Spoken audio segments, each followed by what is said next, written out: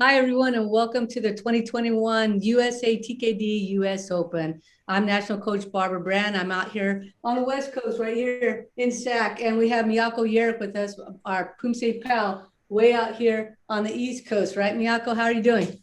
That's right. I'm doing great. It is sunny out here on the East Coast. Oh. And it's so appropriate that you have your world map, Coach Brand, because in the US Open, we have hundreds of athletes from almost 10 countries around the world. So it really is fitting for this 2021 US Open. And this is episode 3. So we are moving now on to the semifinals. Awesome. Semis. Let's get going, Miyako. You ready? All right, let's go.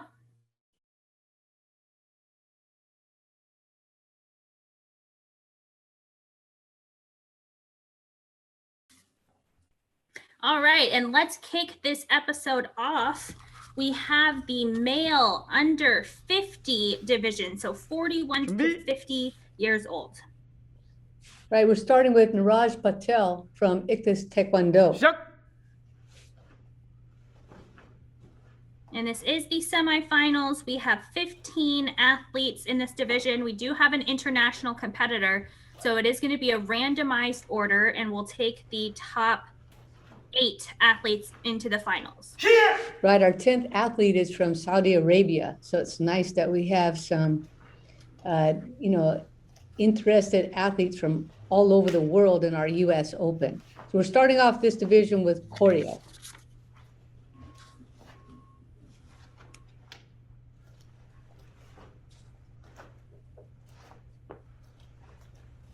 Good job just staying in frame. Choreo is another form that's quite wide at the top.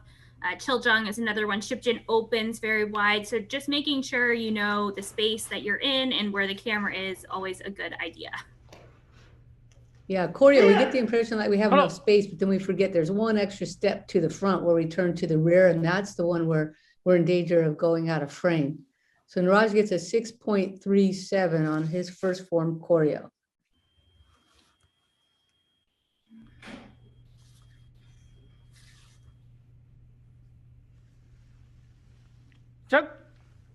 And man, what a rough semis here, or, very exciting, dramatic with choreo followed by Pyeongwon. Oh, no, I'm sorry. This is Cheongkwon.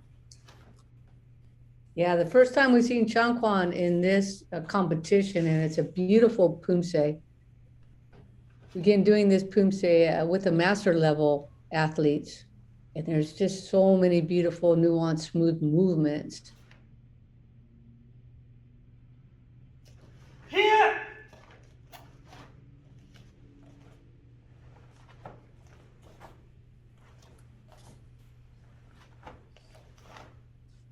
I think those hand techniques could be a little bit bigger, take more volume, more time, kind of let the arms really reach the full stretch.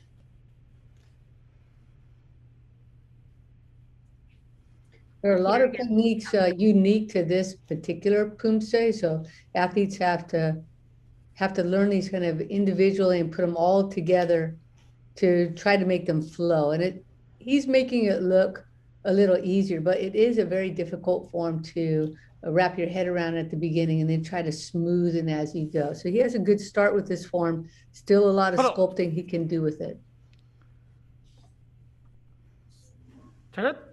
So this is Niraj Patel from Ichthus Taekwondo. In his first form, he got a 6.37, and now following that up with a slightly higher score, 6.6.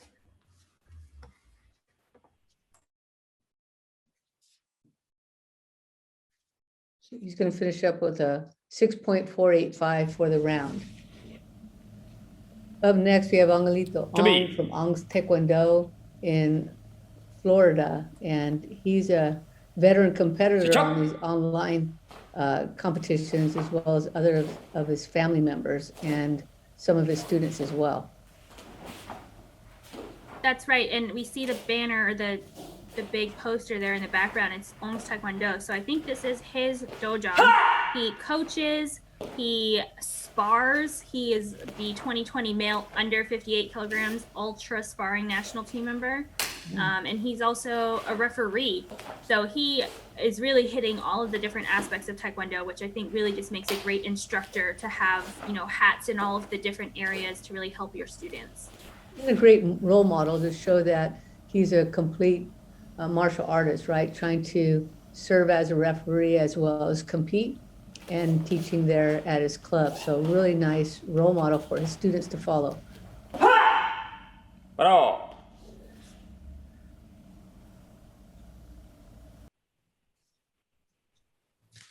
So he receives a 7.1 for choreo.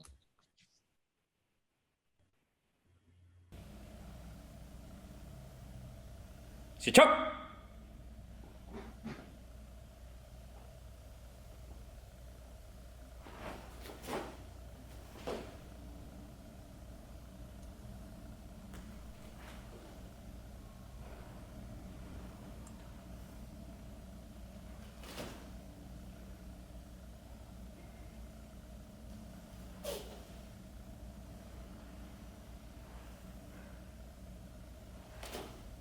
Nice control here. Sort of similar for younger athletes to Shipjin, with those slow motions and then quick motions.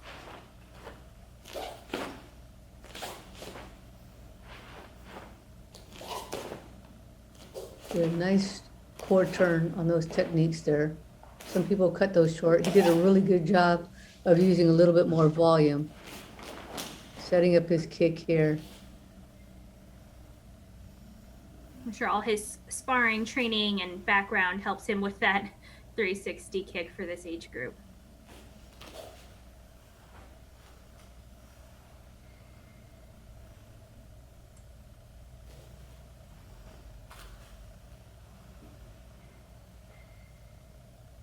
Bravo.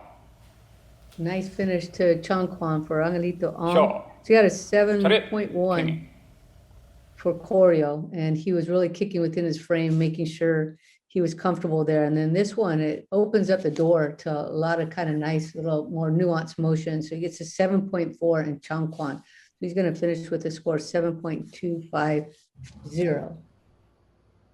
So up next, we have John Yi, also from the same team, same team as our first competitor. So he's from Ichthus Taekwondo as well.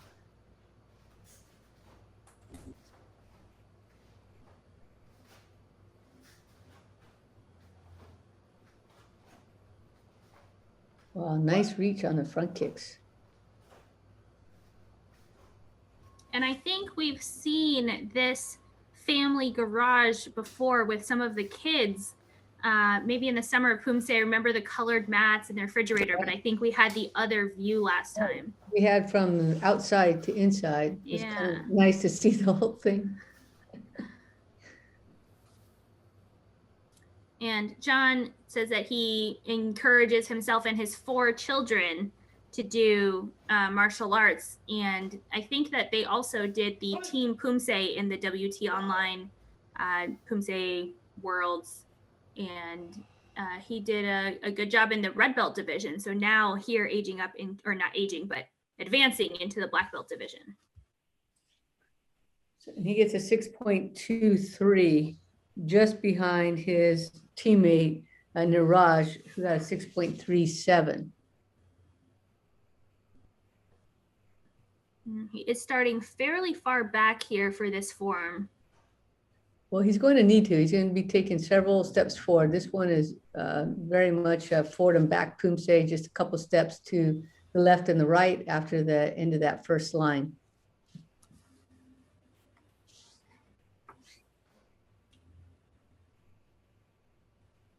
So right here, see, he's still going to have that last step there.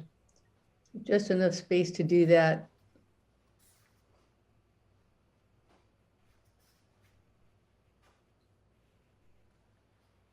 It's a very awkward combo there in Chongquan. It takes a lot of repetitions. And I think that since he's just becoming a black belt, there are a lot of forms he had to learn to compete in this tournament. So definitely just keep doing it. It takes a bunch of repetitions, but doing a really good job so far. And choreo was pretty strong.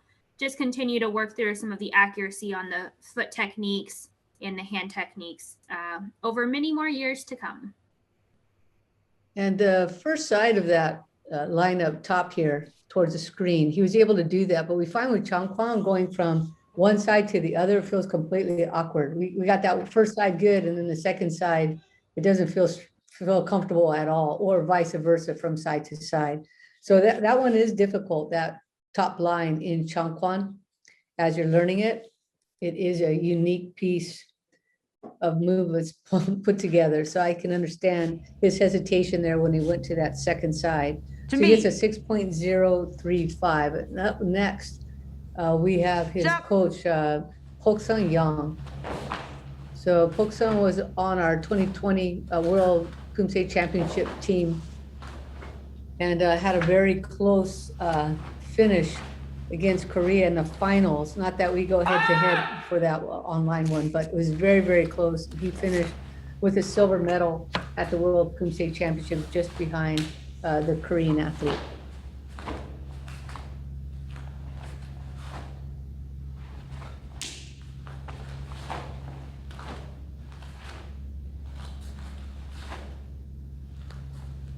Right, Pak is definitely one of the athletes to beat in this division. He's really come into his own, I feel like, over the past few years, just crushing everything. All of his recent accomplishments are gold. Summer Poomsae, Grand Slam, NCTA, first Dado European Online Open, Oceania Online Open, Pan Am Poomsae Championships, gold, gold, gold, gold, gold. Yeah, and finishes this one with at 7.84, so clearly in the lead here. I recognize this space, but I'm not sure exactly where it is. His club had orange and green mats, so he just did a little traveling to get to this space. I'm not sure exactly. Do you remember where this one is? Is this, could be many places. I don't remember the state, but I know there are a bunch of athletes, and I think his pair partner works at this dojang or trains at this dojang. So he might have come, even though there's no pairs in this tournament, just to get some time in. In Texas. Yeah, that's right. I think he does pairs with Sung Jin Lee, and I think this is in Texas. Don't quote me on that.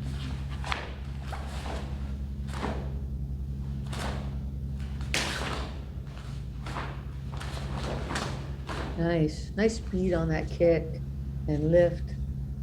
Folks always very athletic in his movement, very intentional.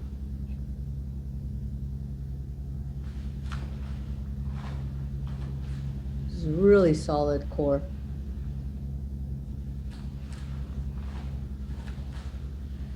It's really nice contrast to the slow and then quick acceleration, slows back down before those pushes at the very end. Just a really good understanding of his body. He practices really efficiently. He doesn't practice for 8.03. Wow. Oh, nice. He doesn't practice for hours and hours and hours endlessly. He practices very efficiently. He knows exactly what he's going to accomplish in his practice sessions and gets it done and moves on. He doesn't overtrain. So this is Jun Lee. It looks like from Jun Lee Taekwondo. This is in Korea, right, Miyako? I'm not sure, actually. Wait, it looks like it's listed as, I thought we saw this site yesterday. But this is listed as US. Interesting. Good height on the front kicks, coming forward.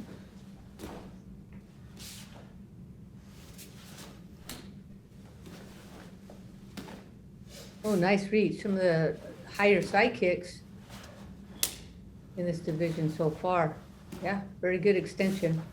Not a clear retraction, but really good extension.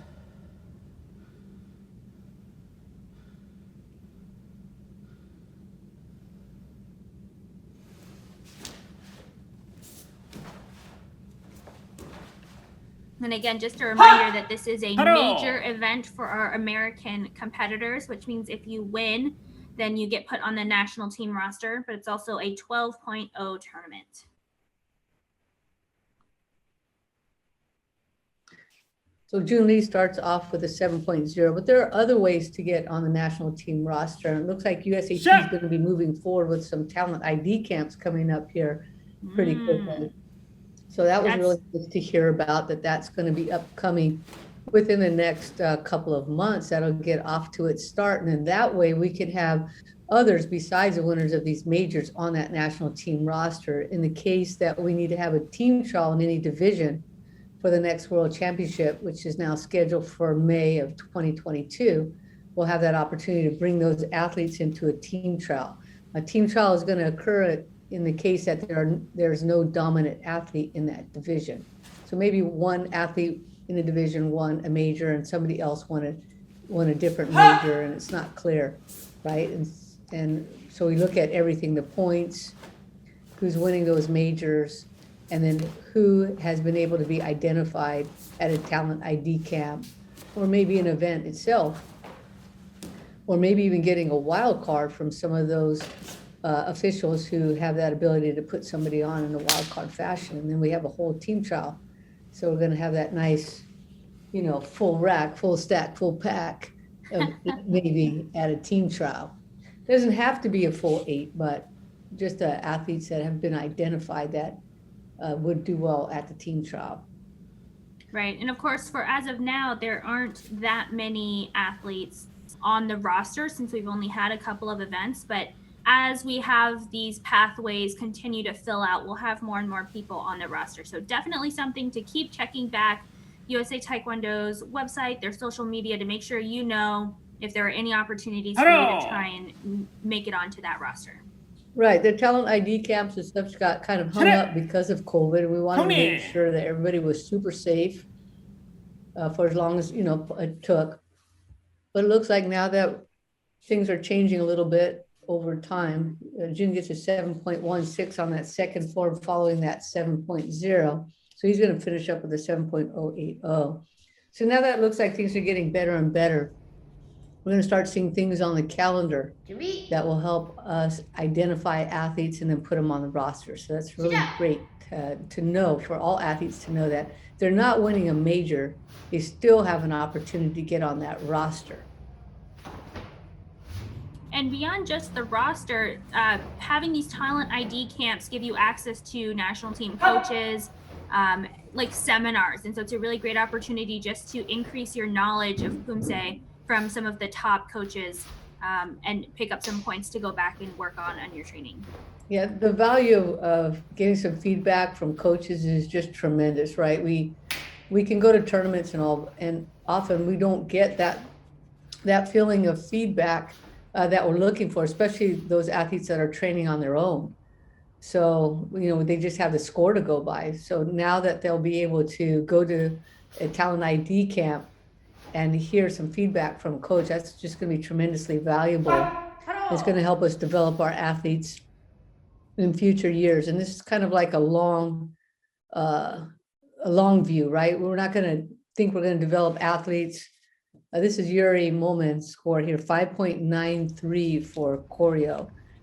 Things aren't going to happen overnight, but you can imagine with years of talent ID camps and working with coaches, we're just going to get a stronger and stronger team and get on that medal stand, get more podium athletes as we're going to these next World Championships.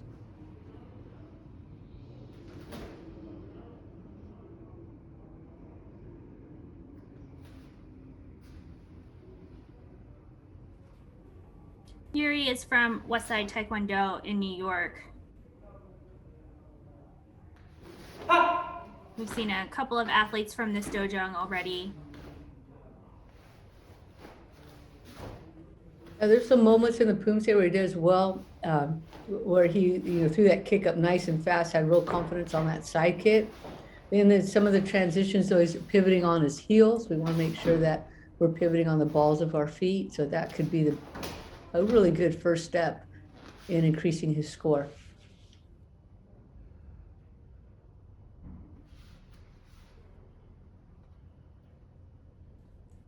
He also has some shifts in height, so coming up and down in the transitions, bouncing. So just making sure to stay really grounded, really try and keep your feet in contact with the floor. But some good moments in there, and then more things to continue to work on. Have fun. This is such a great fun form to work through. So he's a higher score here with a 6.17. So Yuri's going to finish up this round, the semifinal round in the under 50 male division with a 6.050.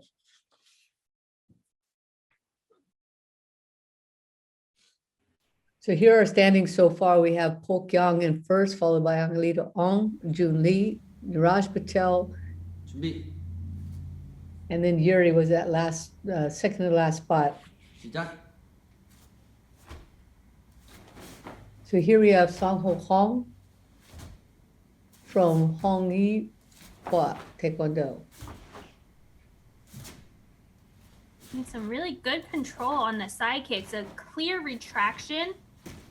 Maybe spending a little bit too much time in that chamber after the kick, but just such control.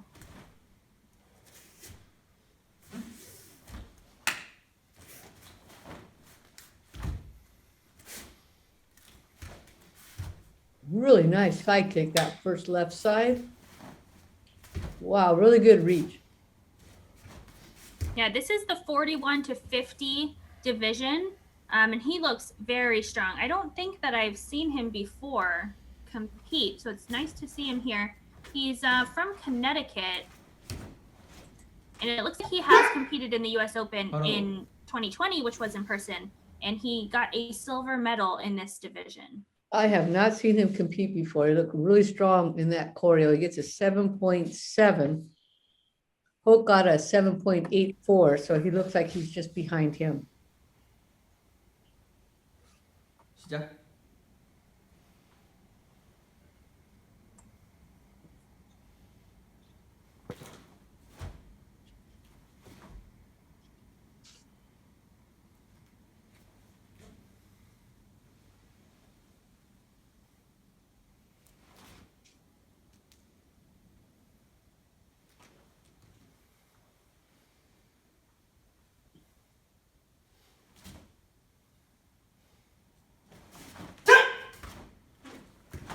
There's that great side kick again.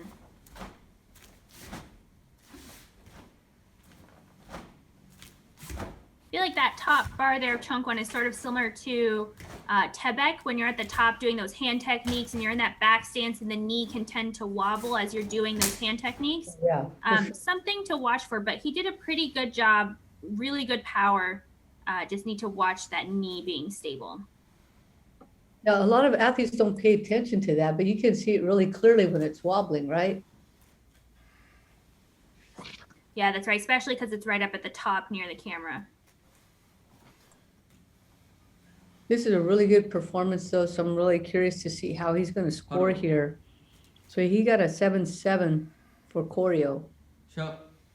On this one, Polk Sung Young got an 8.03. So that's a hard one to match up with, but he gets a 7.84. So really solid scores and into second place for Sang Ho Hong.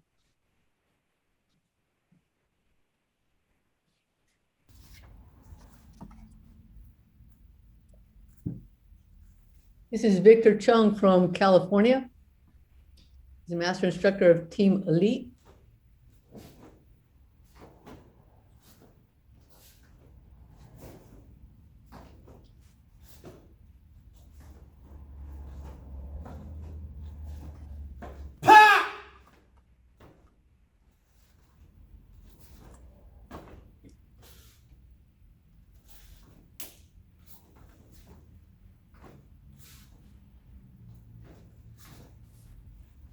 Victor is one of the athletes that we talk about who just has a really good understanding of the style that works for his body.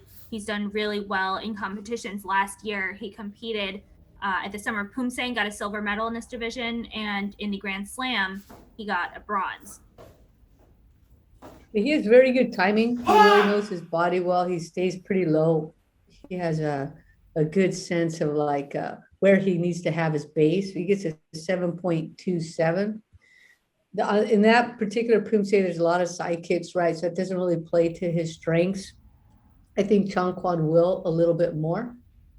For him, for his side kicks, he has to bring him down to feel super comfortable and balanced, and he does that really great. But I think on this one, he may be able to score a little bit higher.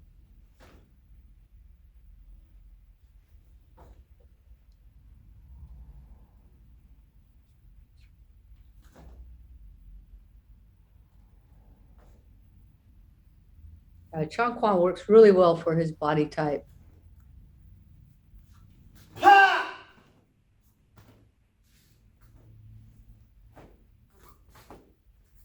We do see a little bit of that knee wobbling in. It's really hard to hold yourself back from it on Chong Kwan because you want to turn your core a lot to get the power and the volume. So I can understand why they're having trouble with that.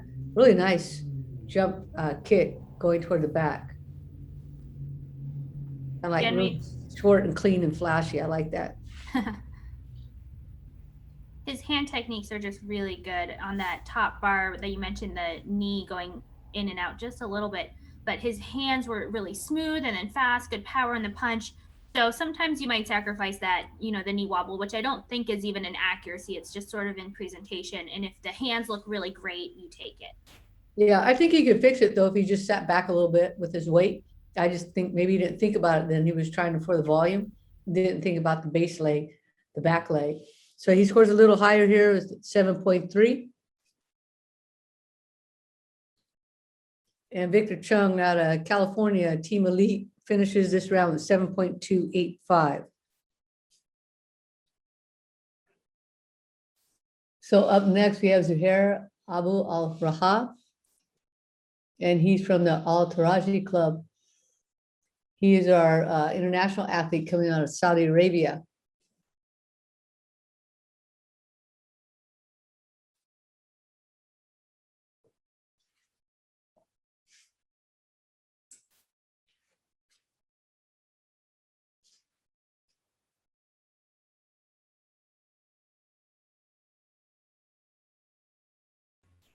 A little bit of a slower tempo coming forward, but taking his time, understanding kind of the pocket, where to sit in it. Yeah, he's real careful. He's real precise, right? He knows where he wants to put those techniques.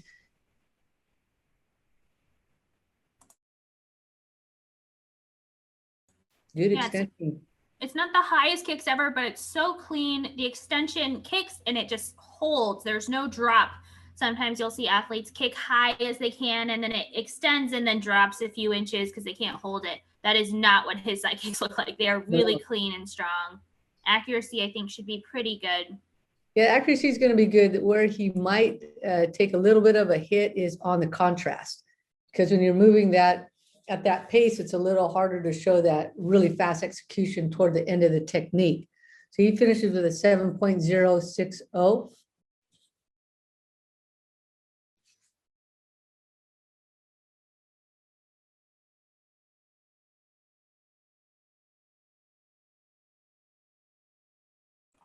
And we do have already a huge range of scores here for these athletes. And it is the semis, but we didn't have a prelims. So we're not really sure who's showing up, right? We have anybody from around the world can compete in this tournament. We have 15 athletes. And I'm looking down the list of athletes here, and down at the bottom, the last competitor is Kwang Jin Ha, who has just aged up into this division. So I think it'll be really interesting to see Pok Young, who's dominated this for the past few years, now has KJ in his division, and these international styles. I think it's just really good experience for our athletes.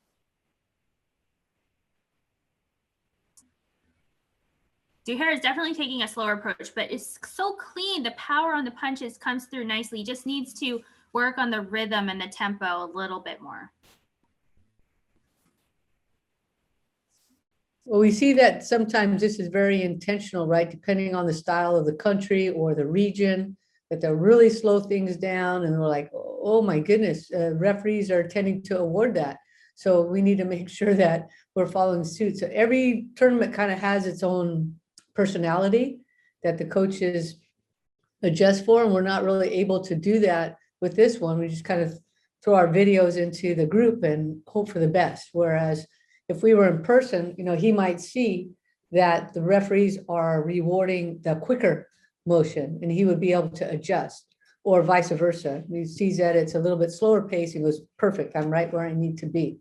So that's one of the benefits that we don't have when we're all just kind of tossing our video into the ring. He gets a 7.14 for second Poomsae, so much higher score here than the first. So he ends up with a solid 7.1. 준비. So this is Song Shun from Hong 시작. Yihua Taekwondo team.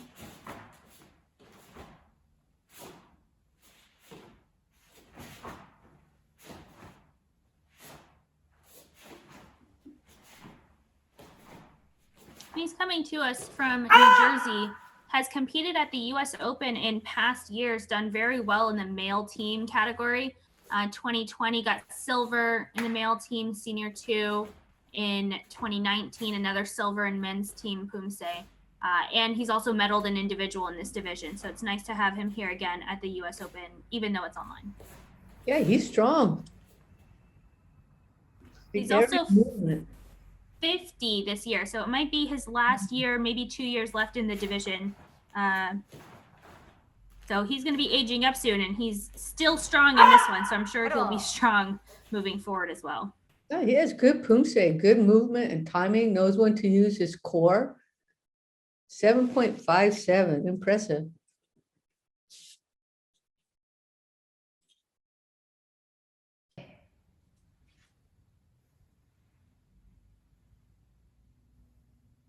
시작.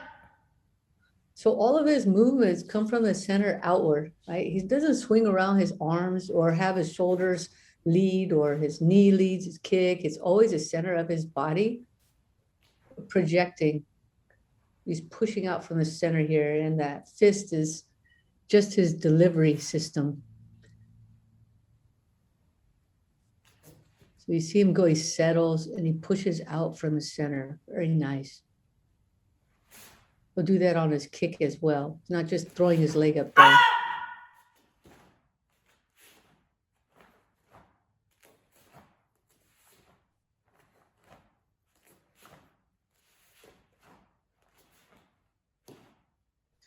Really showing that snapping power at the end of the technique. You could see that little shake toward the end with his hair even moving a little bit. And I know it's hard to demonstrate power on video, or at least more difficult than in person. So he's really making sure he shows it here.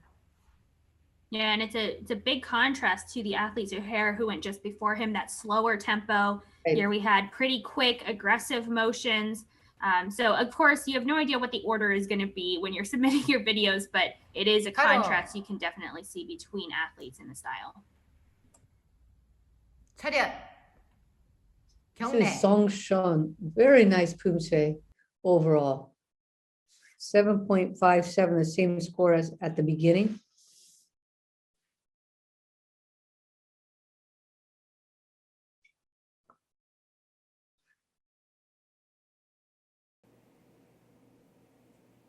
This is Patrick Sotelo from Lee's Taekwondo in Texas. 시작.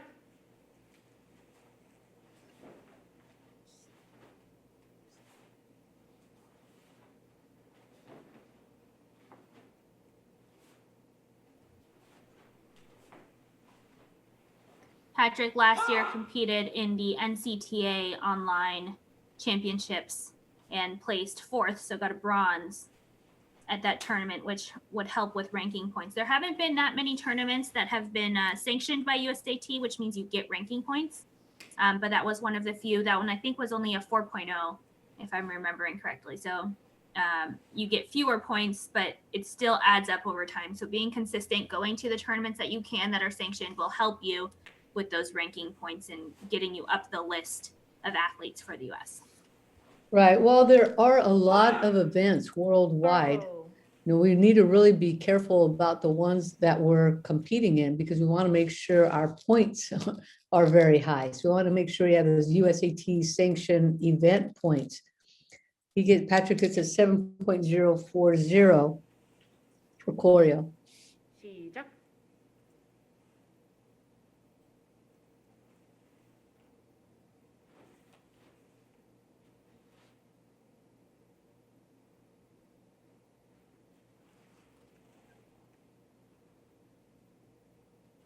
And all these points, this whole structure, the Poomsae pathways, it's new, right, Miyako? And people just have to get used to it. In a couple of years, we'll have it kind of dialed in.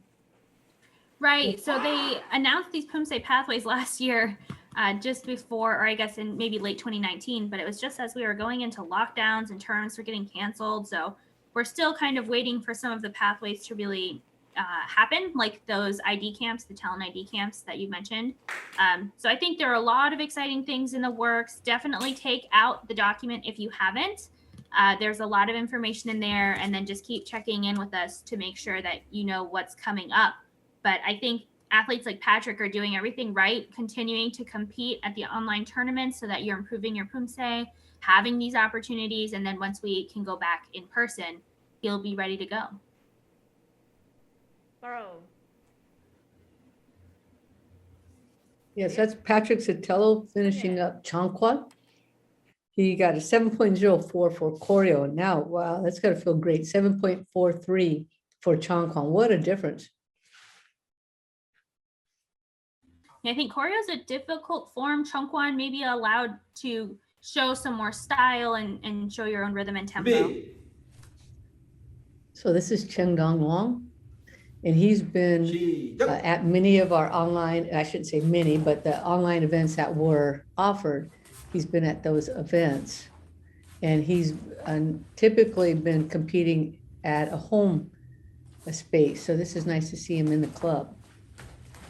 Right, we saw that he was a part of Eagles team that was in that small room. There was like a piano on the side or keyboard. So now he is in the dojang with full space to really show us his full stances and take out the Poomsae. Doing good here. He says he's new to competition and he's still learning Poomsae, but he's done a really good job and he's putting himself out there. And on these tournaments, he's 49 right now. So at the top of this age bracket, soon will be going up into the Master 2 group. So I think this is the perfect time, right, for him to really be trying out these competitions, getting the experience, trying to get some feedback from referees and coaches. And then in a couple of years, he'll be ready for that new division. Sure, it's just right around the corner. So he gets 6.43 choreo. Yeah, he's just a baby in Taekwondo. He's got decades and decades and decades to go. Thanks to great advocates like Erica Linthorst out there advocating for our senior and master athletes to have more experiences. And now we have even more opportunity over age 70. So one day I think it'll be over 100. That's right. This is the first time that USA Taekwondo is going to have a division for 70 plus. And that will be in the last session. It won't be for ranking points because it's not an official division in the World Championships from WT, but we will have the division for athletes to do. So definitely, I think it's worth doing. I'd love to see that division when we have it in a few weeks. Yeah, and I think the thinking is that eventually it will be part of the World Championships with, increased and continued advocacy for it. There's no reason why not. Let's include everybody, right? Everybody Absolutely. wants to progress as an athlete well into, I don't know, maybe 100, 110, right in that area there.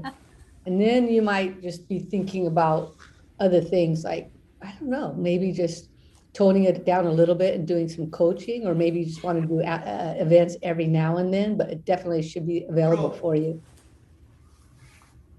So Cheng Dong got his 6.43. He has a little bit of heel pivots going on in the Poomsae. So that would be a really good thing to start with. And he gets a 6.6 here. Because I think a lot of referees like really key into how we're transitioning. Is it on our heels I think it's almost impossible to get back to your mark if you're pivoting on your heels. So he gets a 6.515. So here are our standings. We have Pokyang in first, followed by Song Hong, Song Shun, Victor Chung, Anglito Ong, Patrick Sotelo, Zahir Abu Al-Raha, and Jun Lee. That's the top 8. How many are we looking for? Top 8. We're only taking 8 into the final. So that score right now is a 7.08. Yeah, we are not done yet. This is Esper Kahwate.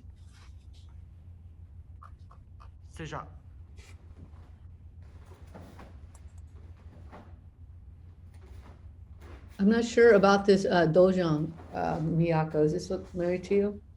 I don't think we've seen this dojang before. It looks like he's from Audubon in the USA.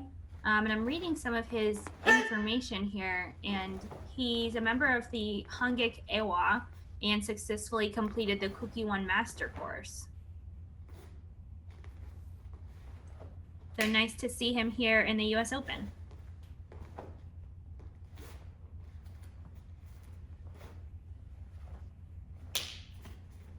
He's close to that mirror. That would be so great if he hit it. It cracked and he just kept going. Yeah, he has that careful approach that the athlete from Saudi Arabia used.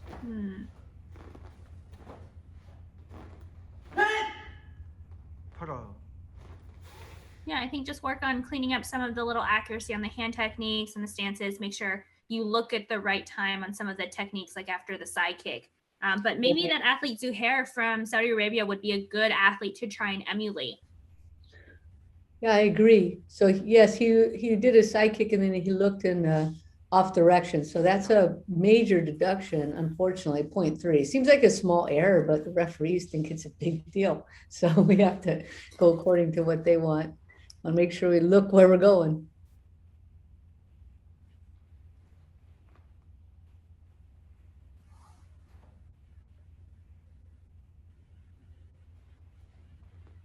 And hopefully this will be a great resource for these athletes.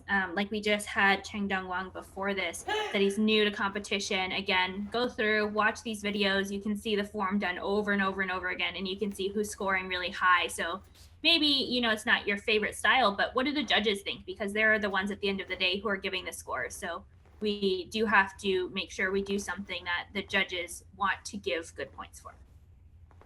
Right. He's doing that pivoting on a heel as well. So he can just rewatch his own video and say, what is she talking about? And then you'll see that pivot is on the heel rather than the ball of the foot up here close to the camera. And we just want to switch that out for pivoting on the ball of the foot. You're right, though. There are a lot of good athletes in this division. There's probably like, 4 or 5 that I would really take a good look at, and because they have differences in timing, differences in the way they use their core strength. You don't even have to watch the whole tournament. You could just start with your division and learn a lot. So it doesn't feel overwhelming.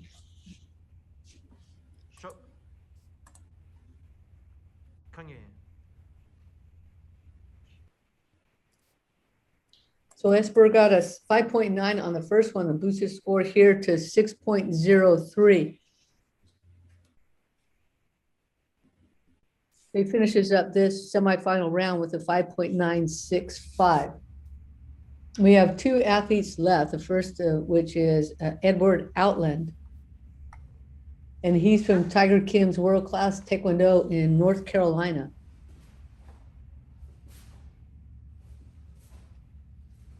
Again, the same thing with that heel pivot.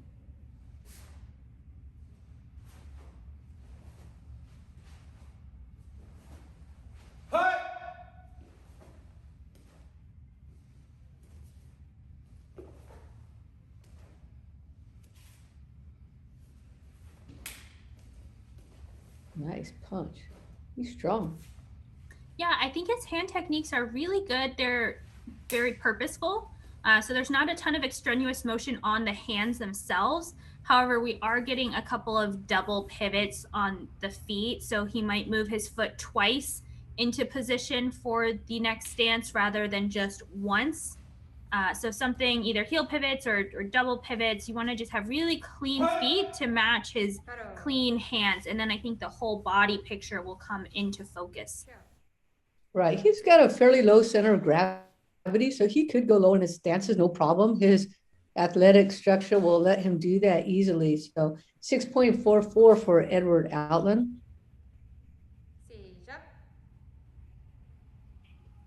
I think just like explore. What does it feel like when I go a little bit lower? Bend my knees a little bit more.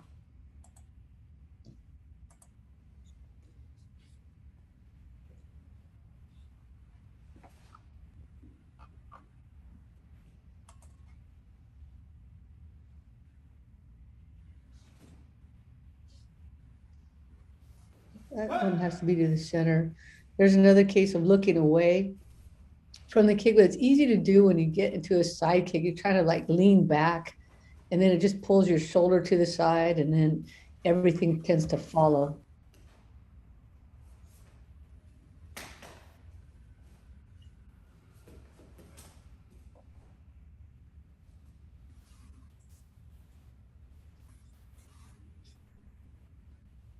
Good, nice posture here, nice finish. That pose looked very clean. I think those hands that come around there should be a ridge hand, isn't that correct? With the thumb Right. fully tucked in instead of on the side. So Right. I'm not sure if that would be a major deduction if the judges could really see it, but it would be the wrong hand technique. So something to keep in mind for that move. Sure.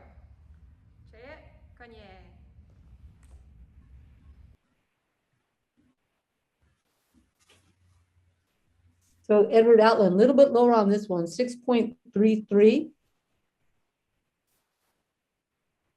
And he'll finish up the round with a 6.385. 준비. Now we have our final competitor, Kwon Jun Ha from Connecticut. 샷. He was on the 2018 World Championship team in the second senior division. So he's gone up to this division, but he has a lot of experience at the World Championship level. Like I said, it's the 2018 second senior representative from the US. And that was an individual, but he's also been on the team for senior two male team many times, medaled, I think, a couple of times at the World Championships. Now, I think in his first year in this Master 1 division. So I'm very excited to see here taking a quicker tempo, showing his youth for the division. Yeah, he was in a team division in 2018. So Right, the male yes. team, male second team in 2018. 바로. He has quite a bit of experience, and he has a lot of experience with this online format too. He has a lot of experience in his own division as well as coaching. So he's got a 7.7, nice solid score to start off with.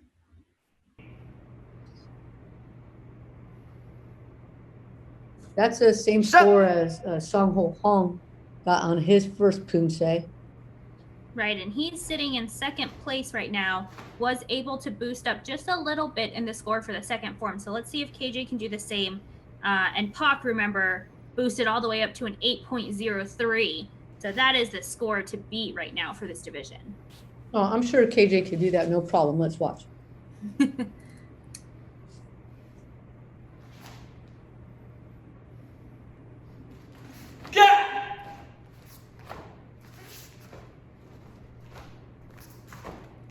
KJ, I said maybe a little bit of hair gel. Let's see those eyes a little bit close, a little bit clearer, right? So It just needs a it's- little trim. Yeah, just a little. Well, look at how dramatic it was when he spun. Yeah, He needs to do kumgang. So really. there's a really good example of that ridge hand, Yeah, that's good. thumb totally tucked in.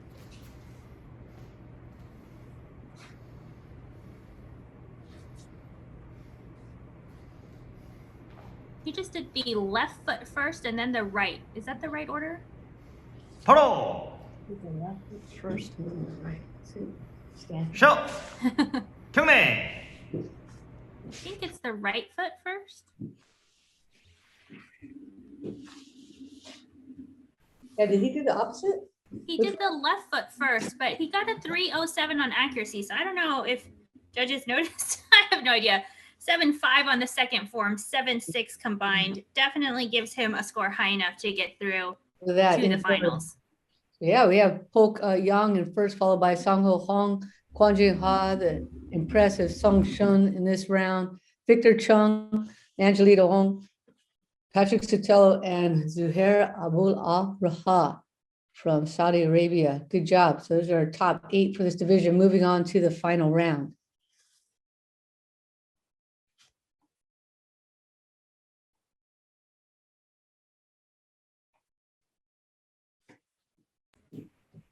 Now we're moving to the female under 40 division, starting off with Tuyet Tong. She's from Lee's Taekwondo in Texas. 시작.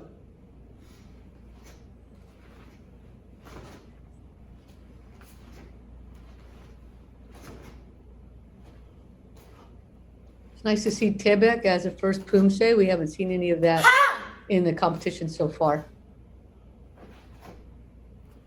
All right, she's staying really low in that stance. Here in this back stance, you can see how bent her knees are. Good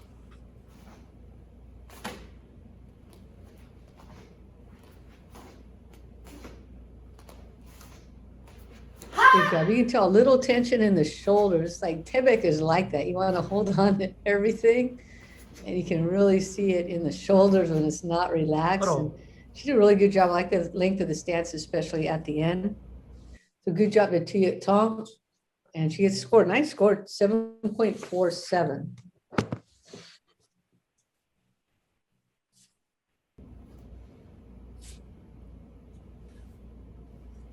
下 So again, another opportunity for us to see Sipchin and for those at home to study it. So moving from that back stance and needing to stay low for the front stance and then continue low for these four stances and back again to another before we start off again with another back stance. So need to keep a real level head and the weight stacked just right. Just dropping those shoulders a little bit will make it look a little bit calmer. But she is doing a lot of work to stay super low in these Yeah. stances. And she's doing a really good job with that. It's not easy. So there's that drop that I was talking about a few times. If we could just stay level from that back wall to the transition to the left, then be a little bit cleaner. This one, recording this, I could just imagine the athletes going again and again and again because of that first line, having to stay low and balanced throughout it. And she was part of that team, female senior 2 team, I think in 2019. They were the alternates and then got the spot to go to the President's Cup. So she was on the team with, I think, Maria Sokolova. Yeah. So it was nice to see her at that tournament a couple of years ago. She gets a 7.23. Really strong performances from Tuya at this time around. She finishes with the 7.35. Next up, we have Alicia Ruiz. And Alicia is from Quest Taekwondo Academy. She's coached by Master Michael Carey. Has she been in any of our online events? No, so she is just coming back to competition. She said that she hasn't really trained consistently since her daughter was born in 2016. So she's just now getting back into training, which is, I think, such a great thing about this division is we have a lot of moms and they start after their kids or maybe joining with their kids. And so she is just getting back into training now, and I'm glad to see her here at the US Open. Yeah, welcome back. So that's fantastic. You can balance everything and then still find time to train. So maybe first thing to think about as you train is just maybe extend those stances a little bit further out and get used to how that feels, really lengthen them, go over with your coach about how to measure those stances. A lot has changed over the years with the standards. So we want to make sure we stack that weight over that rear leg, for example. And looks like there's a little bit of opportunity for her to drop down a little bit lower. Looks like her body almost wants to do that.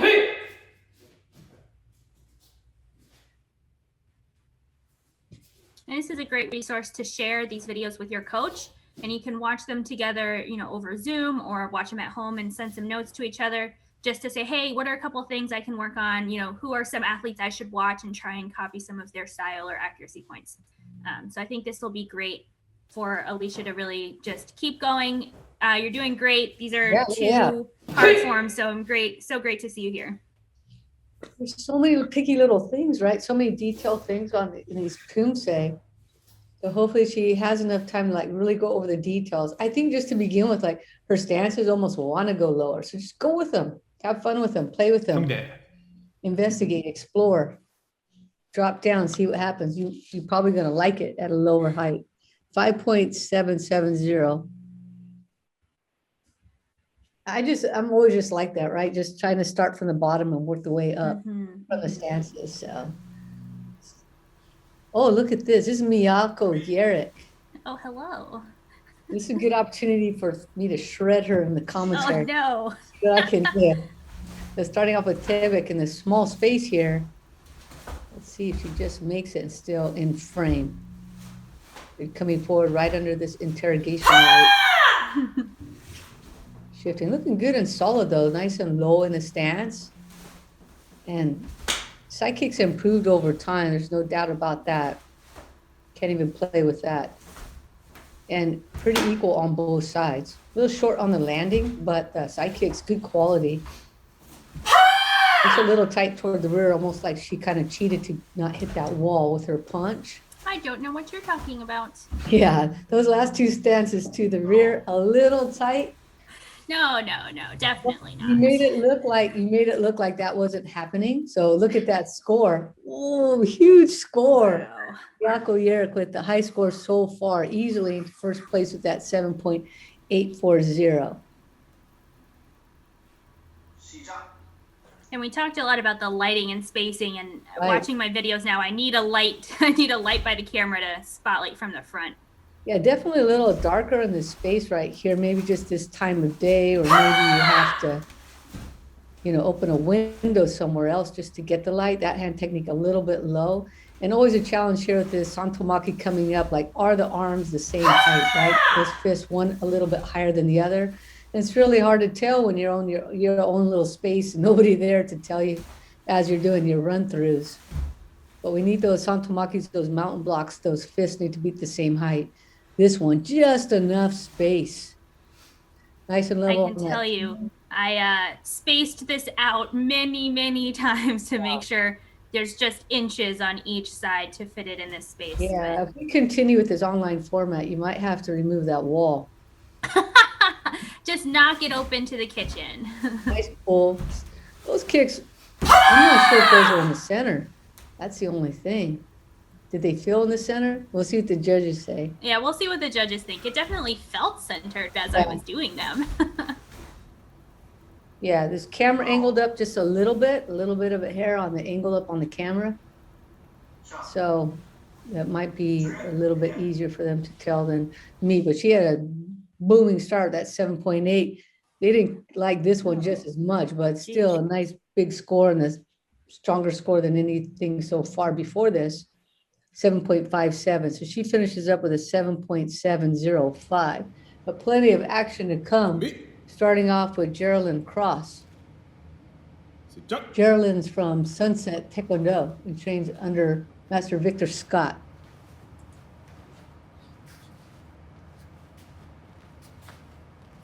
And this, I think, is the first division in this tournament so far where it's all American competitors. So there's no international athletes. There are 11 in the division. And because of that, they're all American. I should say, I'm in it. It's by ranking order. So it is reverse order based on the number of points that you have. Okay, so when Geraldine was coming forward on our screen, or at least on my screen, she looked out of frame, right? Which there's a deduction for. But yeah, you see that there, the deductions 0.6.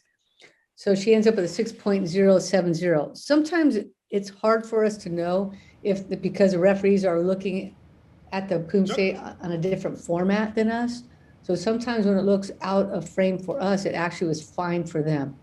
But in that case, they got her for 2 major deductions on going out of frame. She looked like she actually was there a little bit longer, but maybe when they watched, they were looking at a slightly different format. So there's those Santomakis again, those mountain blocks needing to stay even. It's very difficult for most athletes to get them like that. Sometimes the trailing one wants to go lower and the front one wants to go higher, and they feel exactly the same. It doesn't seem fair at all. Yeah, it's definitely something that just requires so many repetitions. I just did this and I saw myself and they were not even. It's almost you have to go across rather than up to down, because if you don't go straight across, it could really go kind of higher and lower and you don't even notice. I think you really have to pull from the philtrum, right? You have your arms crossed and you pull straight out from your philtrum, you're more likely to stay Yeah. level, but you have to time that just right so you're not doing it too soon with your step. And I had to do the same Poomsae for this competition, so you're going to see my weak attempt at the same thing. But it's the idea of timing that step so that you can pull across from your philtrum, not like up and around in a big circle. So Geraldine finishes with a 6.135. 준비. And here's Chloe Marie Mercado, and she's from Elite Taekwondo Center. 시작.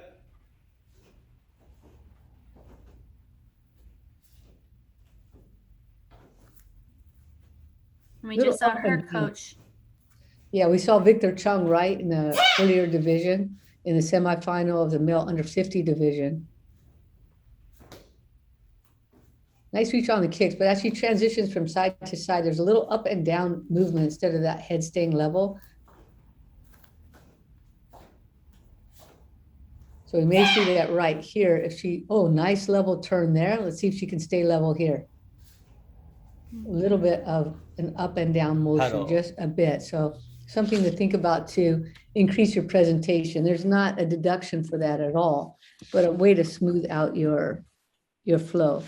That's Chloe Mercado with a starting score of 7.4. 시작.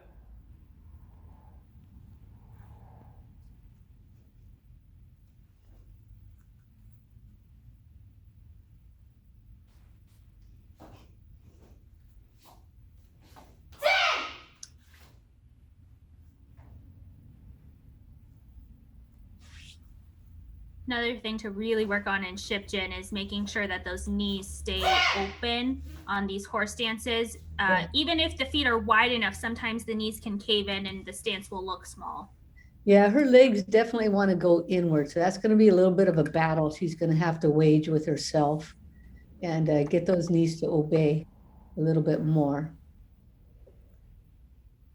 But I tell you, most athletes, if it feels like they're in the right spot, that's the problem. Like if they could just feel it, they could correct it. So she just has to spend a lot of time in front of a mirror. Nice. And now the quick pull. Nice extension on the front kicks. I wish we could hear the key up. Right. So of course, you guys watching it are going to get all of the sound, but for us to do the commentary, we're hearing it without Hello. the audio of the videos. Right. So we're just missing that one 잘해. piece of the 편해. performance. And I like to hear that because it really tells us a lot about the personality and attitude and strength of the athlete. She gets a 7.2. Nice presentation score, 4.23. So she finishes with a 7.3. That's just behind our first athlete that we had. 준비. So she's just behind 시작. Chia Tong. And up next, we have Michelle Shinola from US Taekwondo Center. Oh, I like this space.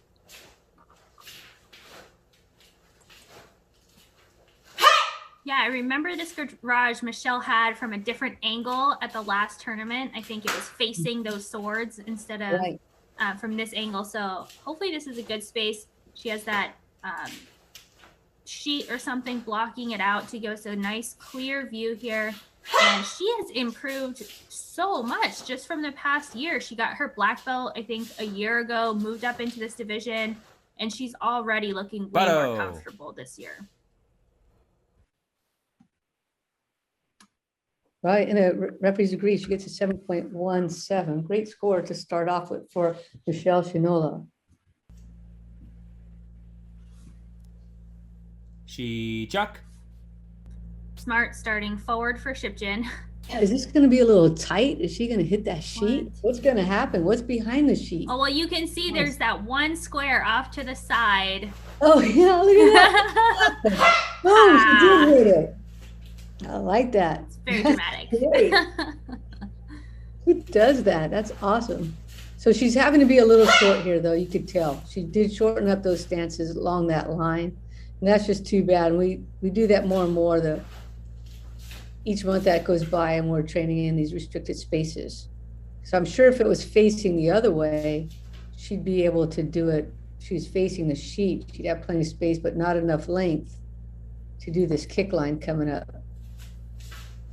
Right. I do remember in the other tournaments, I think we said her angle was too high. And so maybe she's trying out this angle. It's a much better angle for the camera, but it does shorten her space width-wise. I think she could do it here with this space. She just needs to be comfortable smacking that wall.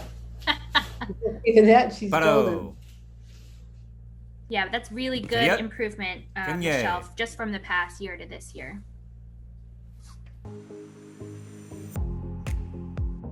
So she gets a 6.67 following that 7.17. She finishes with a 6.920. So here are standings so far. We have Miyako Yerick, our Poomsae pal, in first, followed by Tuyet Tong, Chloe Mercado, Michelle Shinola, and Geraldine Cross. This is April Min, and she's from Kim's Taekwondo Center.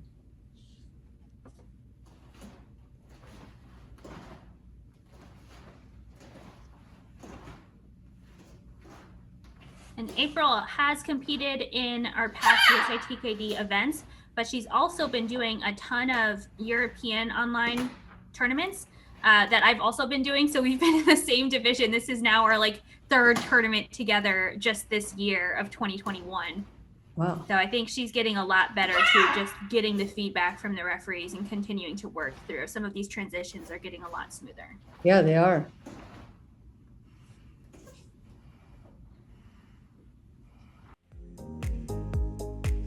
Oh, wow. Wow, 7.83. Miyako Yerick in this division got in 7.84. Whew, this is close. So she needs to get, Miyako got a 7.57 in the second Poomsae. So let's all watch very carefully to see what happens here. Nice start to Sipchin.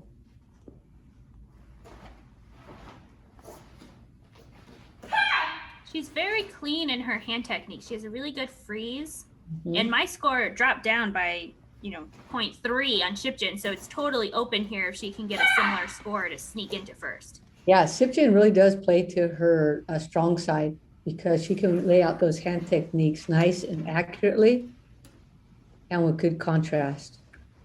So the door is open.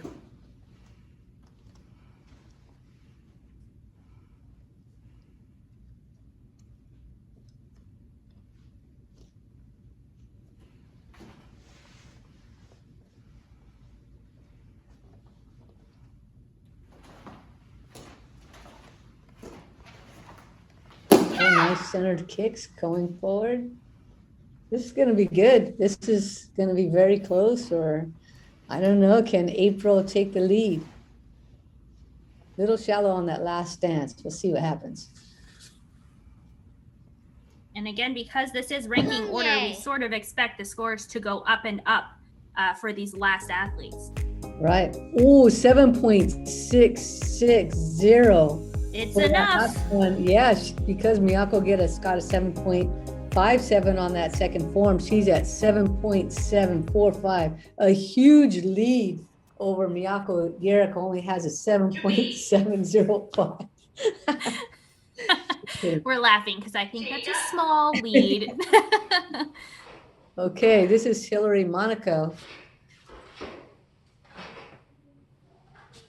And Hillary Monaco is from West Side Taekwondo in New York. Nice power on that front line. Good reach.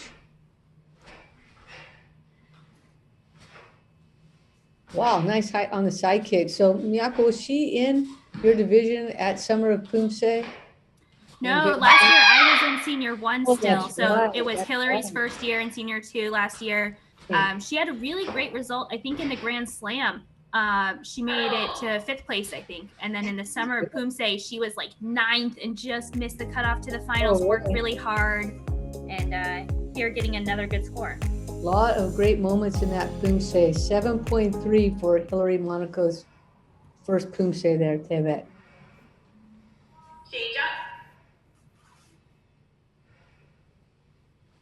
And we learned in the summer Poomsae, I think she had Shipjin and it was downstairs in the basement of the dojang and it just didn't quite fit. So now up here in this level that she can really work on expanding those stances, which was feedback that we mentioned in the Grand Slam. And she took it, Coach Brand, and she really worked on it.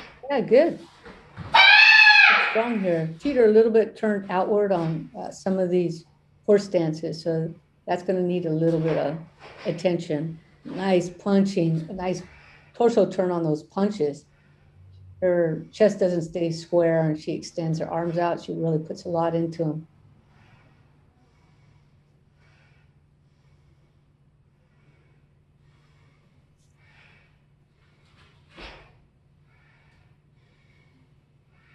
Yeah, she's using that full core turn.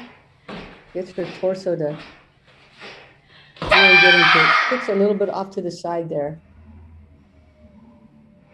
I do think it's hard with the camera, just with where the lens is. I feel like if one leg is centered, the other leg's maybe not centered. You have to cross it over a little like you do in the punches coming forward.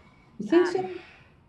I think it's slight. I mean, if you do it accurately, it's going to be close, but it's exacerbated, I think, by the camera. Oh, I've never moved over a punch for the camera. Yeah, I have. I just like punch to where the target is.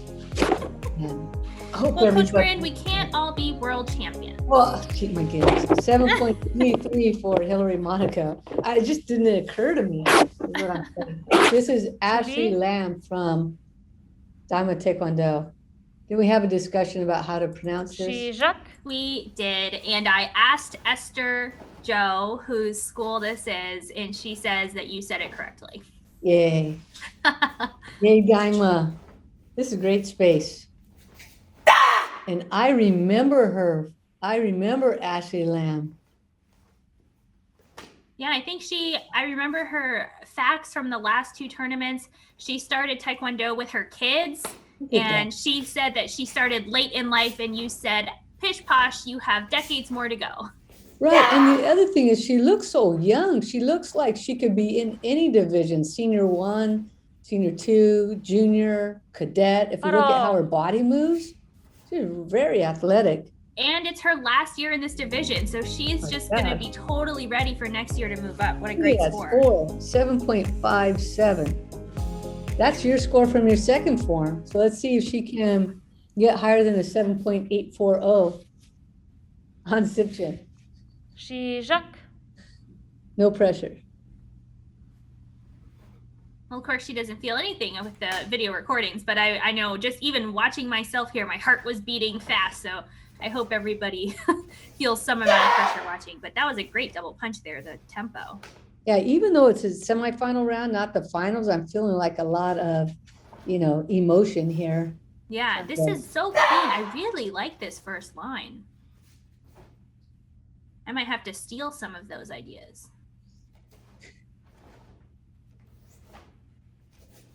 I do wish she started a little more forward. She's getting very small on the screen. Yeah, there's a lot of blue floor on this view here. So she's getting swallowed up just a little bit. But here, she'll do these kicks and come right towards the camera. Also, our hair matches today, Ashley. How so? Oh, I had two little side buns, and she has two. Oh. Like the backward Princess Leia. Yeah. And I did that yesterday. It's our fierce low spheres. Yeah. Fierce rear spheres.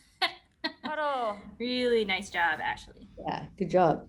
She got a 7.57. Let's see how close she got to that 7.840 to take first. Actually, she's trying to, 7.7. What does that put her in, like third? I think so. I need to see the combined, but I think that'll be third. April, and then you, and then Ashley, maybe. Okay, so here's Jessica Marie Ayers, a veteran Poomsae athlete for sure. She's from Dewangale, USA in California.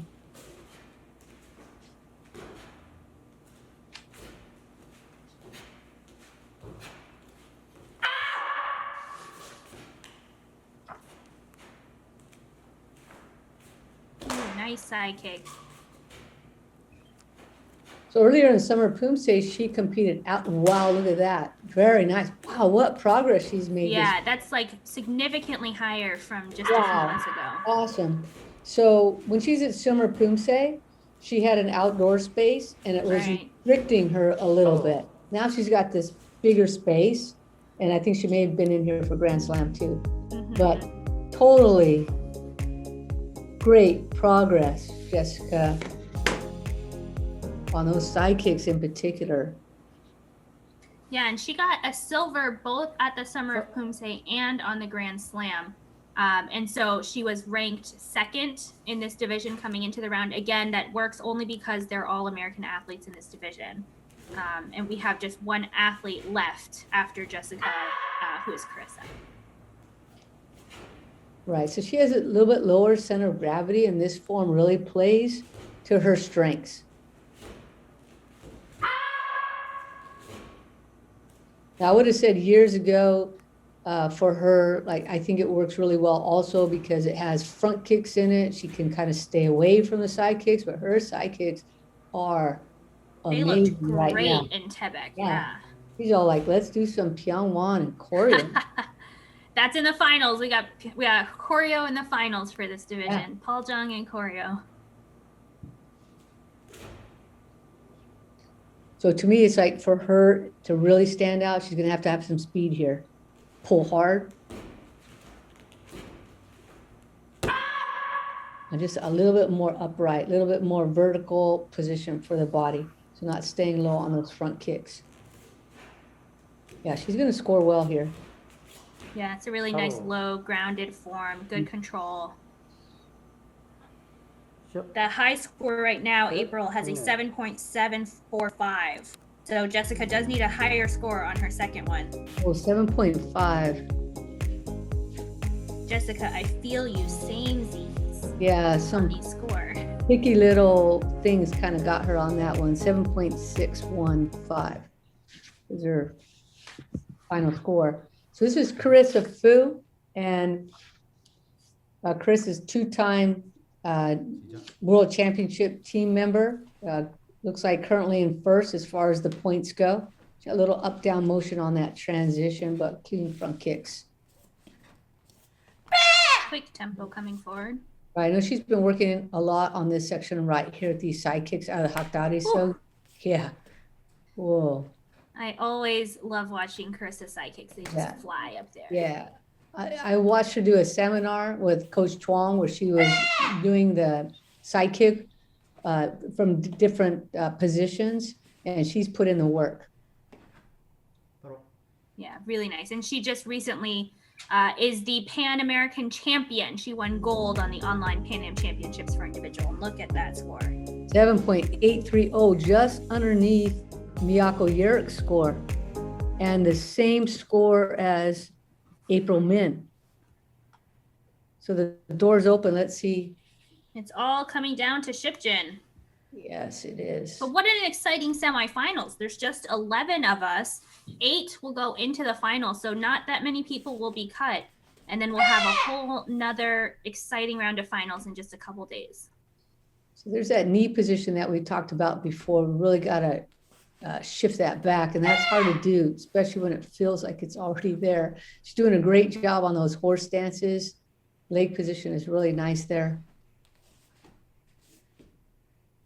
Now, she didn't seem super low on those first two stances to the back. Looks like she almost went down a little bit lower on this last one.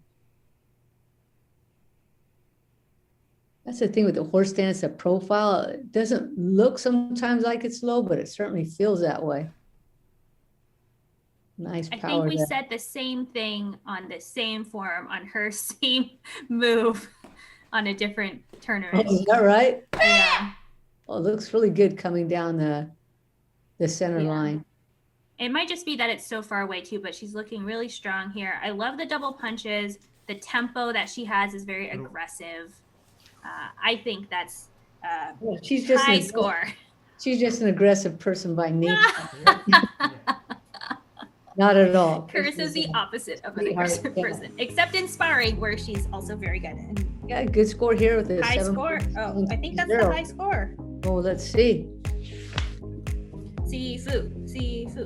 7.780. That looks pretty darn high from this angle here. So look at her. She's in first place, followed by Barbara Brand Miyako Yerick in third, Ashley Lamb in fourth, Jessica Marie Ayers, great sidekick, Jessica, Tuyet Tong, Hillary Monaco, and Chloe Mercado. Those top 8 moving into the finals. All of these athletes, I think, over the online events have really gotten stronger. So we're going to move on to the female under 50 black belt division. Again, this is a semifinal round with Maria Sokolova, first one out on the mat.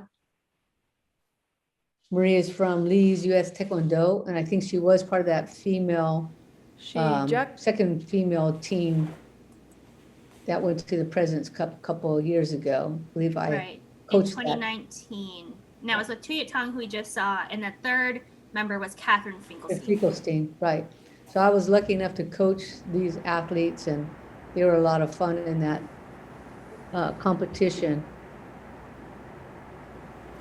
And here, exciting, we're starting with Jite. Yeah, the first time we've seen Jite in the competitions. Beautiful form. Again, has some slow motion movement followed by some quick bursts of kicking technique and hand technique.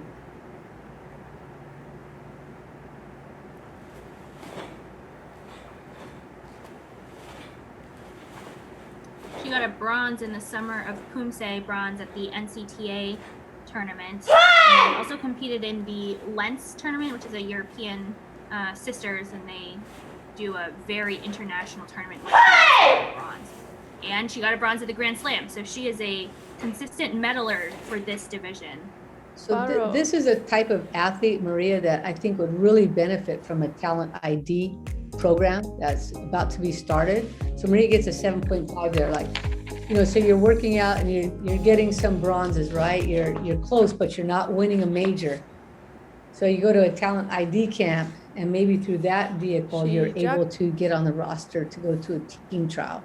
And by doing so, you're going to spend a little bit more time with national team coaches, getting a lot of feedback, getting a lot of homework, and then being able to maybe, you know, level up with the upcoming competitions. Right, and her coach is Master Un Lee, who we've mentioned has been on the national team for the past few years, went to the World Championships, great athlete. But sometimes you just need to hear something from somebody else, even if they say the exact same thing. You just have to hear it in a different way. I just say a slightly different way at a time where you're more willing to hear it or able to hear it, or you're at a level where you can hear it. Yeah, so her coach, Un Lee, was on the 2016, 2018, and 2020 team, got a silver in 2018 and a bronze in 2020.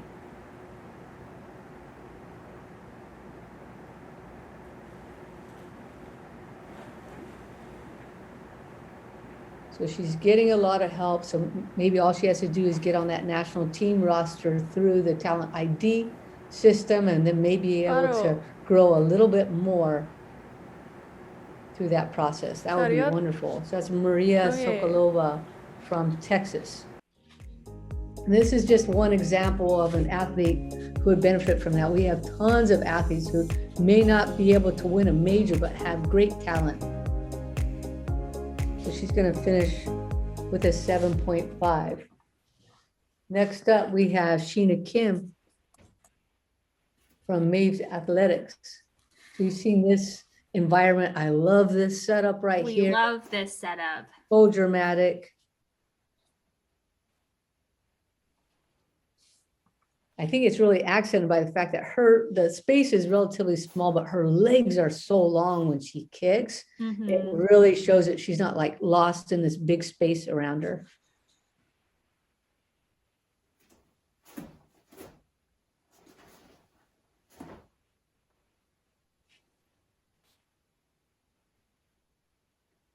She's another athlete that's done a lot of these online tournaments. She's done the Summer Poomsae, the Grand Slam. She's also done AAU Nationals, where she won a gold medal in 2020, was the team member. Got a silver at the Pan Am Open, bronze at the Oceania Open, and a bronze at the Summer Poomsae. She's looking good here. And this division is random because we do have a Canadian player. So there's no increasing ranking order points. It is just random.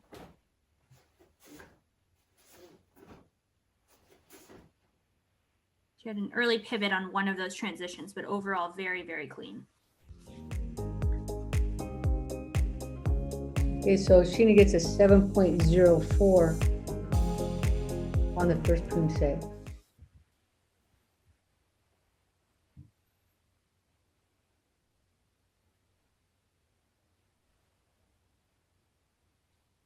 And I believe that Jitae and Chungkwon are the two highest forms in the 8 competition forms for this age category, and they have both of them.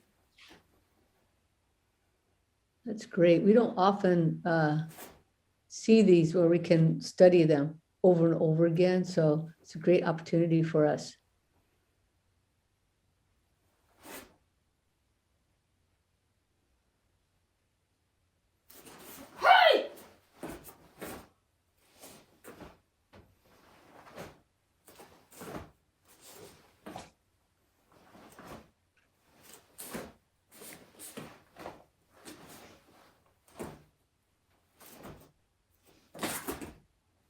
Ooh, is she gonna hit that ceiling?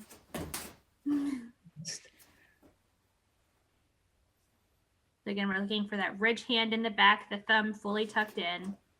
Now with the left hand, looks good. Mm-hmm.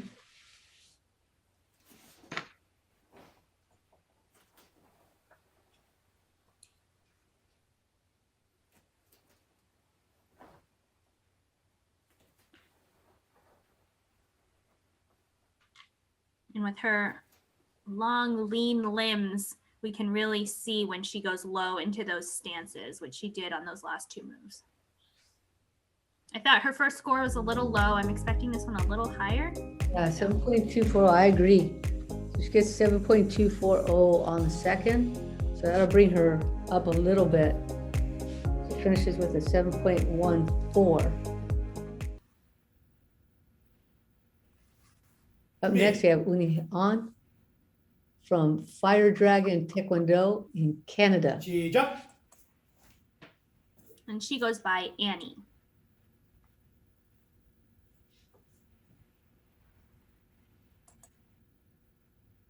And Canada, I believe, already had their national team trials for the year for 2021, and she got second place. So I think that would make her the alternate for the Canadian national team.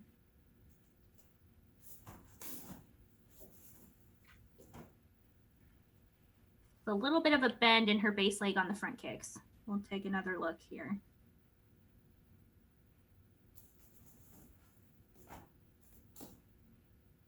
A little bit of a bounce up and down between motions.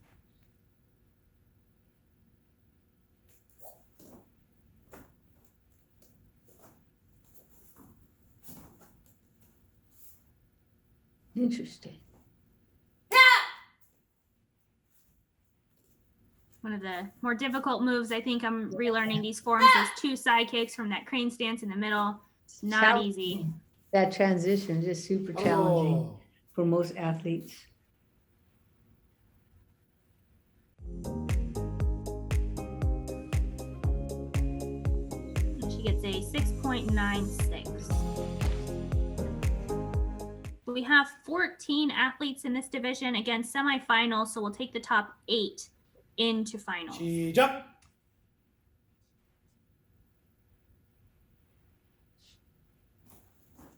Oh, it's so interesting. There's a clock there on the right. I wish I had paid attention to what time it was on the first form to see how long she had been recording.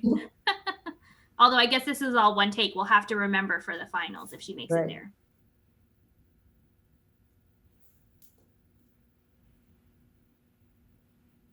On my recordings, you could tell what time it was based on whether there was light through the windows or not. It just got dark by the end. Nice side kick. The recovery threw her off just a little bit. That was a nice kick. Big volume of motion here in these hand techniques. Sometimes that gets cut short, but she's doing a good job there.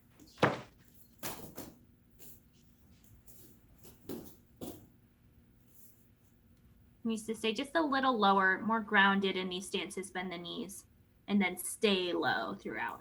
But a lot of great things here in this form.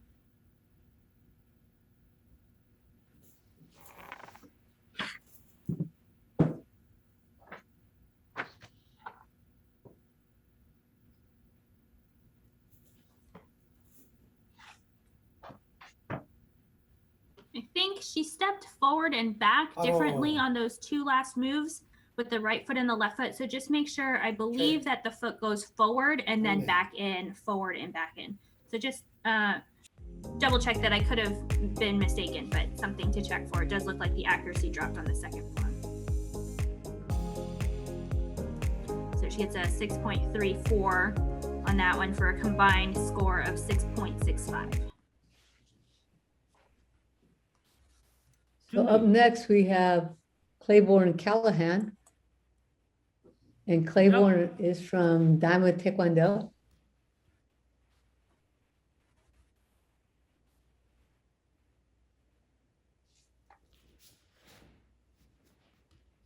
And she is opening up very confidently, given that she just earned her first on.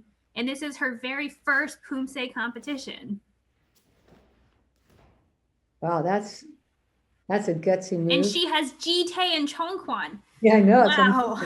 Yeah. Well, with coaches like Esther Joe and Grandmaster Joe, you're in good hands, Claiborne.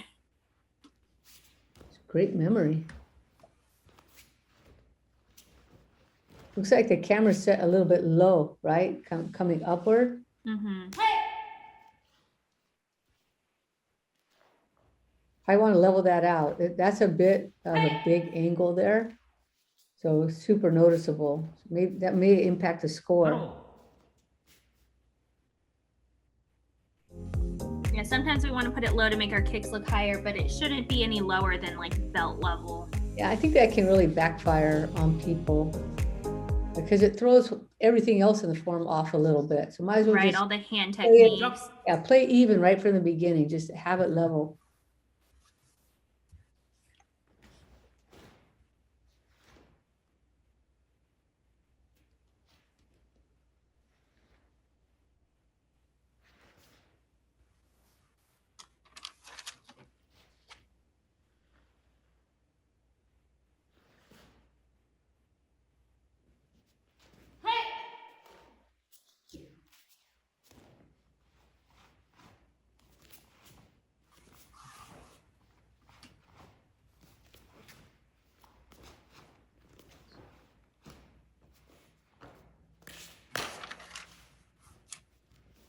Little bit up and down motion. She needs to just sit lower in some of these stances and then stay there. It's a common thing we're seeing a lot of these athletes do. Really just got to sit in that squat for a while and build up those muscles so that you can hold on to these stances. So many squat exercises out there. Hundreds of different types of squats variety that we can all enjoy to build up our glutes and build up our quadriceps. Squats and lunges forward and back into the squat, pulsing squat. There's so many. Right. So she gets a 6.17 on the second Poomsae. She's going to finish up with a 6.32. Up next, we have Miriam Jauzi from Elite Taekwondo Center. 시작.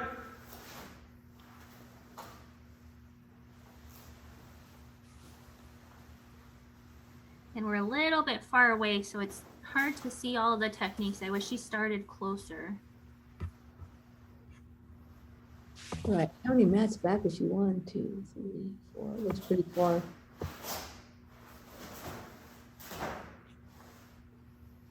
And both Ji-tae and Chongkwon do come forward quite a lot, but not quite this much.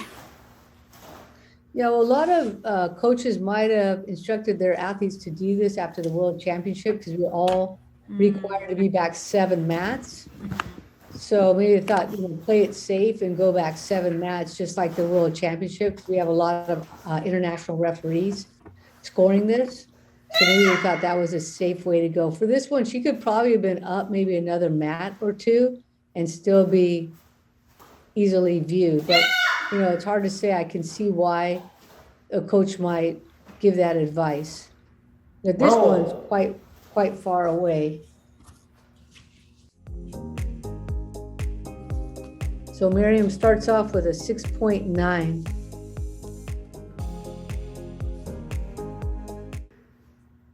That's a pretty good score. We're gonna have a range of scores here. We already have about a whole 0.65 to 7.5. So we're not sure where everybody will stack up into the finals, but that's a pretty solid score there at 6.9.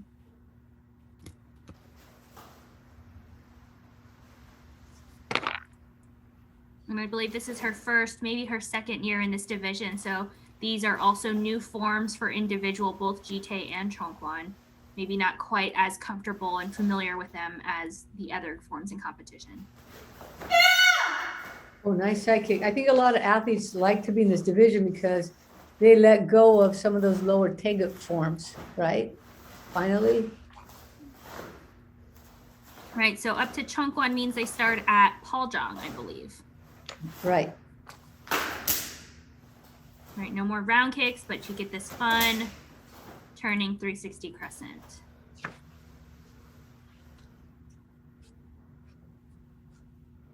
And I'm impressed she's doing that with a mirror. I had a mirror at one of the dojongs I recorded at, and it was so distracting. I had to cover it up.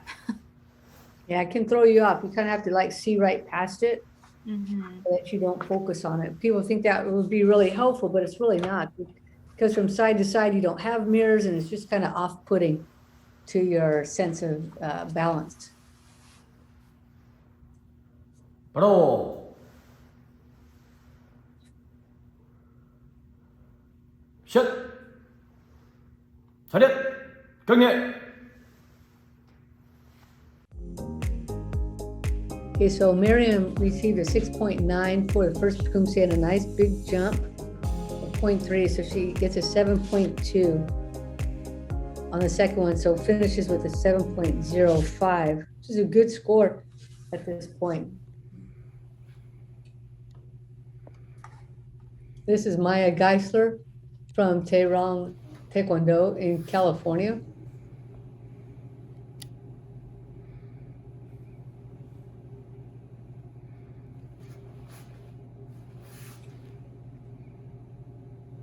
And Maya attends a traditional Taekwondo school. So she's been working on learning sport Poomsae style just recently. So this might be one of her first competitions in this sport Poomsae style. And I think that she should definitely just go back, watch this division, go back to other tournaments, the Grand Slam, Summer Poomsae, so that she can take a look at the style. But she's doing a pretty good job so far. That transition from traditional to sport Poomsae can be tough.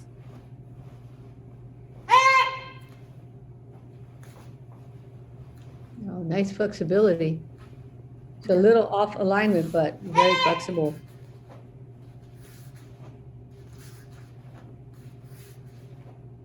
Some of those stances still a little bit wide into out on some of the transitions, heel pivots here and there.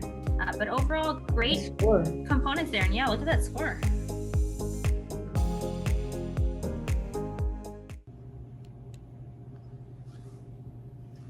So I would suggest just maybe one size smaller uniform so we can appreciate the body type a little bit more, right? Or even just rolling the pants at the waist so that it pulls it up and shows a little bit more of the ankle. Right. On the top, though, I like to see a little bit more of that wrist and the beginning of the forearm. So maybe just one size up will do the trick.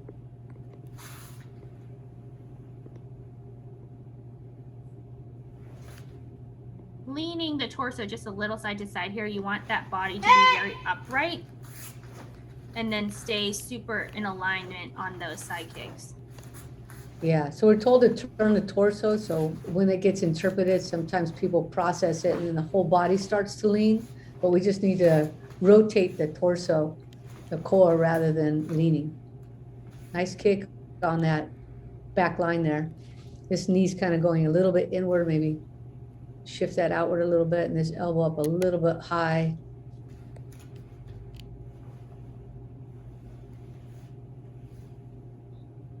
There are some good resources, not just these tournaments like we mentioned, but I think it's the Kukiwan just put out a series of videos in the past few months, really breaking down all of the Poomsae. So if you're trying to switch over to a sport Poomsae style, go to YouTube, check out the Kukiwan YouTube channel, and they have like 15-minute videos for each form, breaking it down, different angles, explaining all of the moves. That could be helpful too. She gets a 6.57. There are a couple little detail things on those videos that people will interpret differently, but for the most part, right, they're a really great resource. So Maya ends up with a 6.785. Here are standings so far with Maria Sokolova in first with a healthy lead over Sheena Kim in second, Miriam Jowsey in third, Maya Geisler, Unia An, and Claiborne Callahan. And up next is Shannon Call, who's done a lot of our online tournaments and is a freestyle athlete as well. Right, and not only has she been doing our online tournaments, but she's been doing a lot of international tournaments. I know I've seen her in the European tournaments recently, and the athlete after her, Shannon Hodak, is also doing them. So I see these two Shannons from the US in all these international tournaments. So they've been battling it out recently in the past few months. So we've encouraged Shannon to lengthen out her stances a little bit. So I'm looking to see some progress in that area. Not that she needs to take yours and my commentary to heart or feedback to heart, but I'm looking to see if there's any growth there. Of course, this is a much more difficult form to be able to spread out with, but hopefully she feels like she can relax a little bit more with, oh, nice reach there. Her side kicks are much improved too. That left them a little bit lower, but controlled it.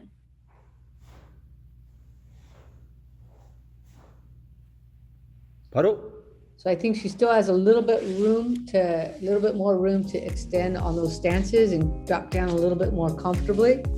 So she gets 7.0, that same score that Maya got right before her and above the two last athletes before that.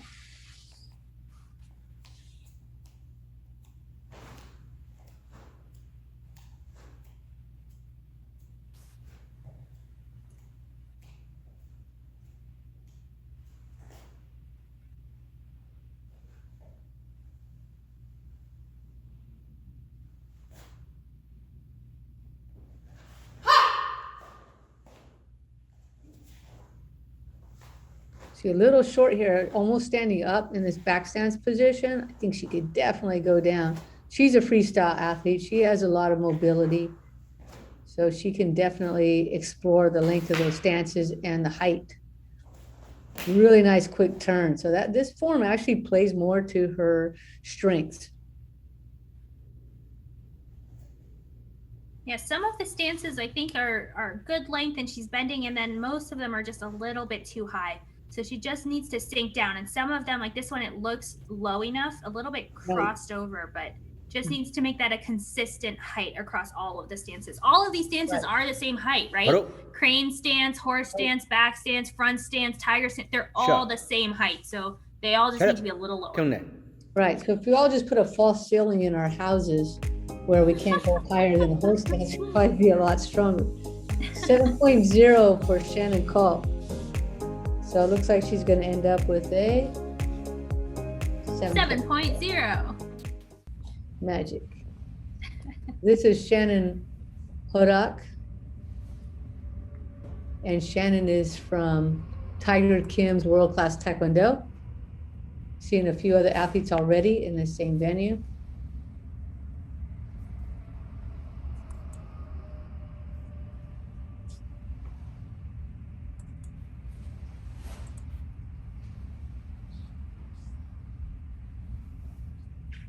And Shannon has been competing in a lot of online tournaments. So there's been about 9 month since we've been shut down and we've had online tournaments. She's competed in 8 online tournaments. So that's Wow, that's nearly one a month. Yeah, that's a lot. For those of us competing in like consistently regular Poomsae tournaments made a big difference for us. I think probably the all-time winner of that would probably be Erica Linthorst. I think she's probably been in somewhere around between 500 and 520 Poomsae competitions online. Good for her. Oh, But nice. yeah, she definitely looks a lot more comfortable moving through these forms than she did in like the summer of Poomsae. So all of that work that she's put in at those tournaments has definitely paid off. A little bit slower tempo there on the last bar. But she said she's made finals for all of the past tournaments except for one, and she even got a bronze at one of the tournaments. And look at that score, 7.3. So definitely all of that hard work, all of the effort that she's put into training and competing in these tournaments is paying off. She's looking much more comfortable, and that's a nice, good score. On a difficult form too, Jite. Now we have Chongkwon. We've mentioned the highest form that this age division will compete with.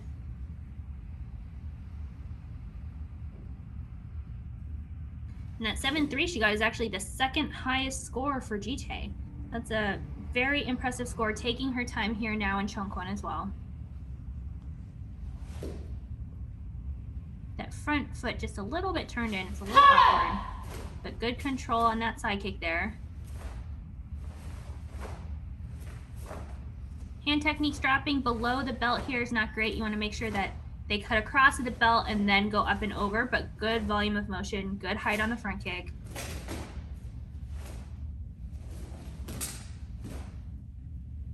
She's looking very good on this form.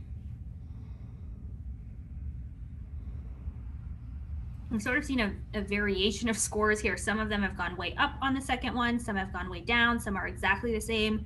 So there's really no consistency between Jite to Chongkwon on the scores for the division. But I think for Shannon, I might like this second form a little bit more than the first one.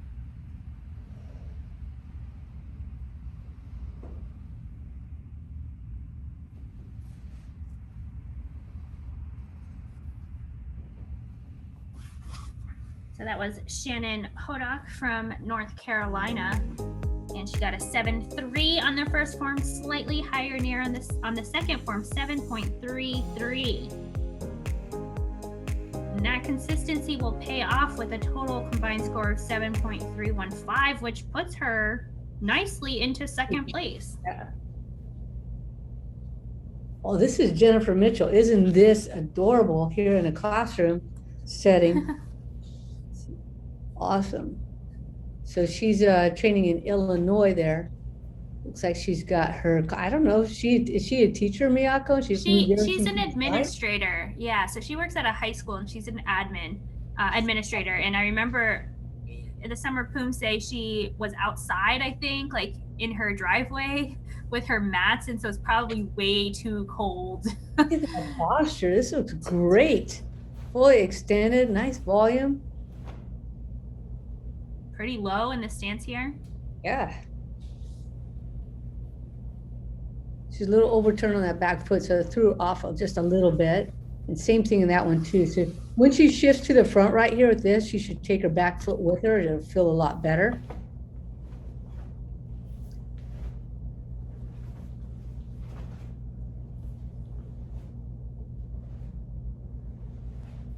This is like the hardest part of Jite for me. Just got to relax here. Nice reach. Not in a line side kick, but a good one for height. And the left one a little bit lower. The left one's really hard.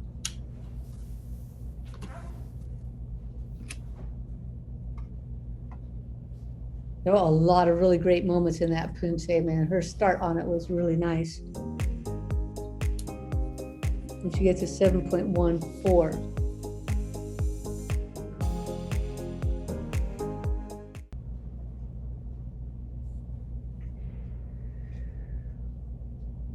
So we have 1, 2, 3, 4, 5 scores so far, a 7 or higher combined. And Jennifer's the 9th athlete. We have 14.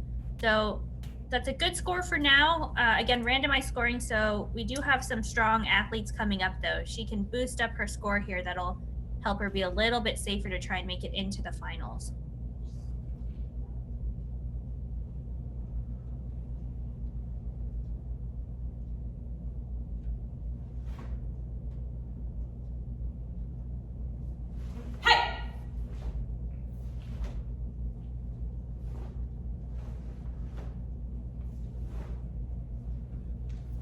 I want to know more information about like what time she recorded this and if there were like students there and they could hear her like kiosks.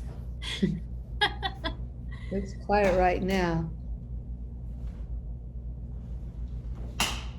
Yeah, but the students could have been her hype squad. That's right. So this one, there's a lot of hand technique progress she can make to become a little bit more accurate in the basic movements.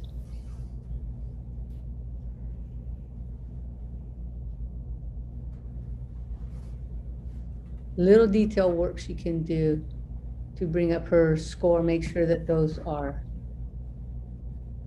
correct every step along the way. That's Jennifer Mitchell. She got a 7.14. And actually, I thought she had a really good jete. So I'm interested in seeing how this Changquan looks. A jete to me was a few levels up. Yeah. So a little bit lower on this one. So maybe a little bit more time spent with her coach out there in Illinois. She finishes up with a 7.0. So really trying to clean up each one step by step. This is Songjin Lee. She's from SJ Lee Taekwondo in Texas. So that's right. This is where her teammate Sun Young was also competing, her pair partner. So in this position here, Jennifer Mitchell was really laid out really long and looked really clean. Sungjin Lee with a little bit more petite body type isn't able to do that. So Jennifer really capitalized on that. And then Sungjin Lee trying to work within her frame here. Yeah, she is a really strong competitor. She's also been doing these online tournaments with lots of medals. Right. European Poomsae Championships, Summer Poomsae, Lentz Taekwondo, Grand Slam, Pan Am Poomsae Championships. Right. She's really comfortable in this low position. Right, really smooth. Referees can be pretty picky about that transition from the side kicks. That athletes have to come back to the Hakdari Sogi, not a straight leg in between those two side kicks. So let's see how she did. She gets a nice, huge 7.7, so the high so far. And I expected a high score from her, but this is quite a big gap.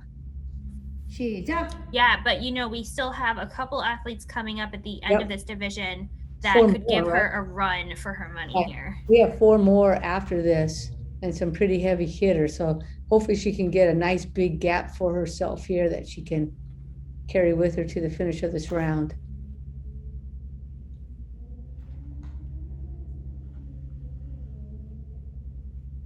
She would typically be in the top 3, right, of any competition.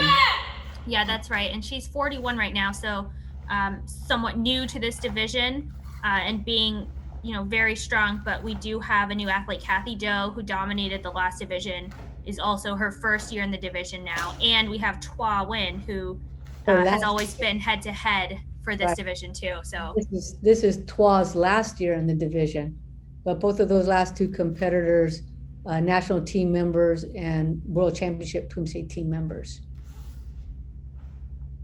Yeah, so this is an exciting one. Not only the finals is going to be a battle, but the semis, I think, will be really interesting to see how these top athletes play out with 2 difficult forms. Yeah, this is already a nail biter right here with her huge score in that first Poomsae.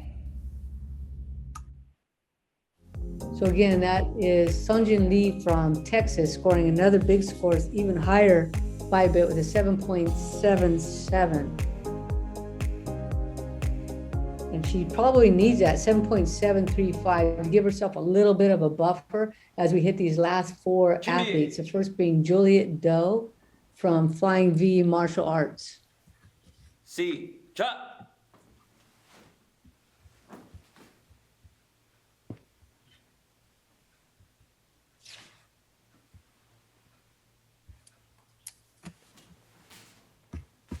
I think this division also had Jite in a past online tournament from USAT. I think maybe the Grand Slam. I remember her doing the same form. If not, it was a Summer of Poomsae, but I'm pretty sure it was a Grand Slam.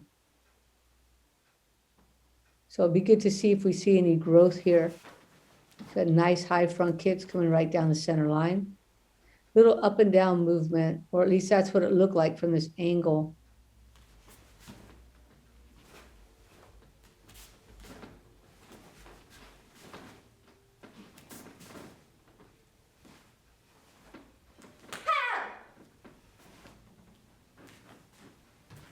Real nice right side kick. And the left one pushing up a little bit to the outside.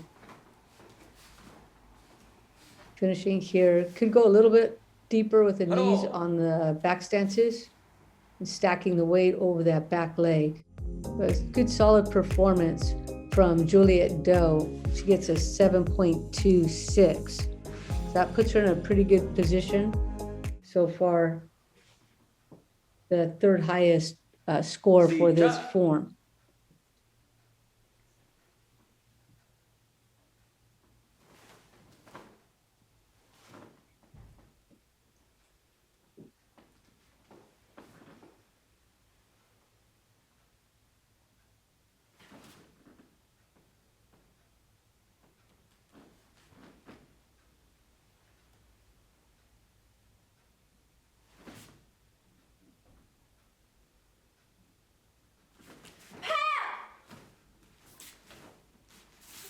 Nice. That left side kick likes to go a little bit to the outside.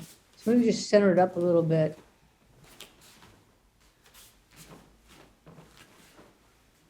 A really nice front kick from the rear. We can see that foot over her head. So that's nice and clean. And those last two hand techniques very fast along with this kick. And that's not something we see a lot, but that looks great.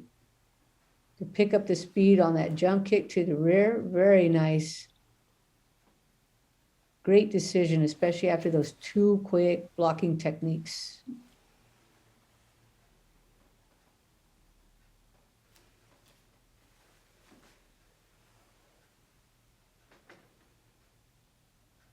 Good, and a nice clean ending for Juliet Doe on Changquan. So she received a 7.26 for her first Poomsae Jite, and now with Changquan a 7.07. Very difficult form to do, a lot of little detail work that may need a little bit of attention on her part, but really solid performance, 7.165. Up next, we have Sunmi Jung. She's from Simsbury Olympic Taekwondo Academy.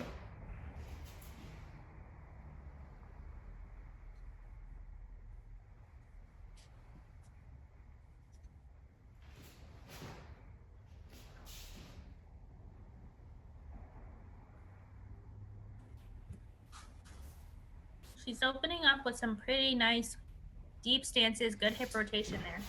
Nice, right. I don't think she quite locked out the back leg on that front stance before dropping into the back stance on the quick down block, open hand, high block. But other than that, I've really liked these first two lines. All right, really clean, good motion. Miyako was off mic for just a little bit there. She was practicing this line because it's been a couple of days since she did it. She couldn't stand it anymore, so she had to get up and do a few 30 or 40 of that side kick run. And now she's back to appreciate these athletes. This is a really solid performance. Now, I was noticing yours in the background, Miyako. Maybe you need to pick up the speed just a little bit more to Sunmi Jung's speed here, because look, she got a 7.67. That's a great score in this round with this set of athletes. So Sungjin Lee got a 7.7, and hers was over our first competitor, Maria Sokolova.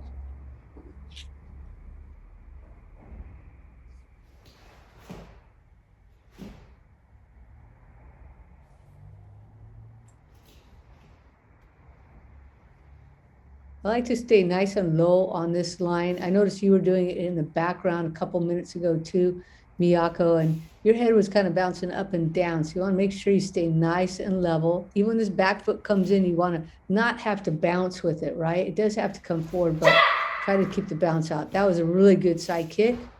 Yeah, she has great alignment on her side kicks. Right. The following stance of front stance, a little bit narrow. Really good side kick. And now it's quick motion. See if she can do that quick tight kick. Very nice. Yeah. Nice jump. That's kind of what Juliet Doe did and Sung Jin Lee, trying to get a fast kick off. Little shallow here on the stance. Yeah, a little short. I think this is great, especially for the athletes like me in the senior 2 division.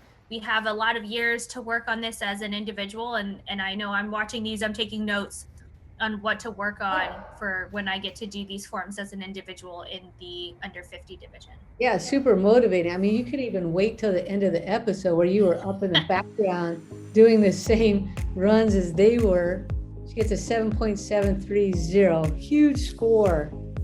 Yeah, that's massive. Yeah, that is a nice score. She ends up with a 7.7. So it looks like she's in second right now. Let's see. Yeah. So we have Sung Jin Lee in first, followed by Sumi Jung, Maria Sokolova, Shannon Hoda, Juliet Do Sheena Kim, Miriam Jowsey, and Jennifer Mitchell in those top 8 spots so far. But wait, there is more. We have 2 more competitors to go. And this is so exciting, these last 2. Yeah. Teammates, the battle of teammates. Right. These last 2 were on the women's team together. But first up, we have Tuol Nguyen. She received a gold medal in this division in 2016 and also medaled in 2020. She got a bronze this last December. And of course, you're talking about the World Championships. Tuol was on the team, so she is the world champion. And then, champion. Yes. Right. 2016 World Poomsae Champion and 2020 World Poomsae Bronze Medalist. She is also a member of the second female team in 2016, along with the last competitor, Kathy Doe and Elva Adams. And it was on the team again in 2020 with Claire Kim and Kathy Doe.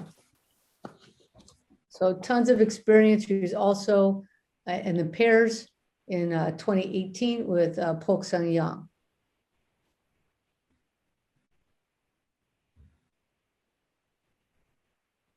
And Tuol's always had really great flexibility, just slightly out of alignment on those side kicks coming forward, which we can tell only because of the line. But on the other forms where the kicks go out to the side, you can't tell. And you just see that huge side kick height. Right, so good, 7.6, and I know that she's been working on that Jite Hakdari side kick. It's not an easy one to do to stay in alignment, so she tends to try to balance herself by just kicking a little bit to the outside. We saw other athletes doing the same thing. For example, Juliet Doe, a little bit to the outside. This form definitely plays to her strengths. She has really nice, smooth hand technique.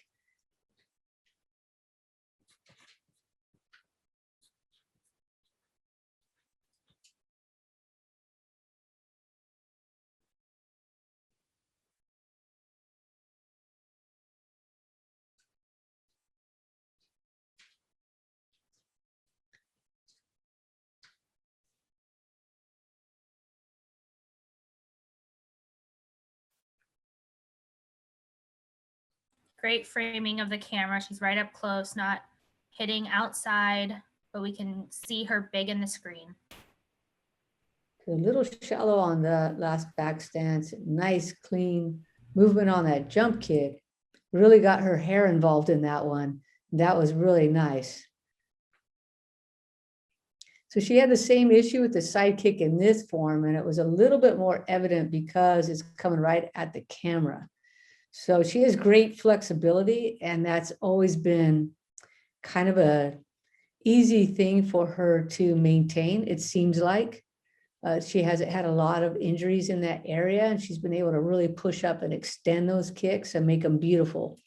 So just a little bit off the alignment, but the height looking great. And look at that huge score, 7.740. Now we had Sungjin Lee that got a 7.77. So just a little bit higher. So she finishes with a 7.670 in the semifinal round, where Sungjin Lee is at a 7.735.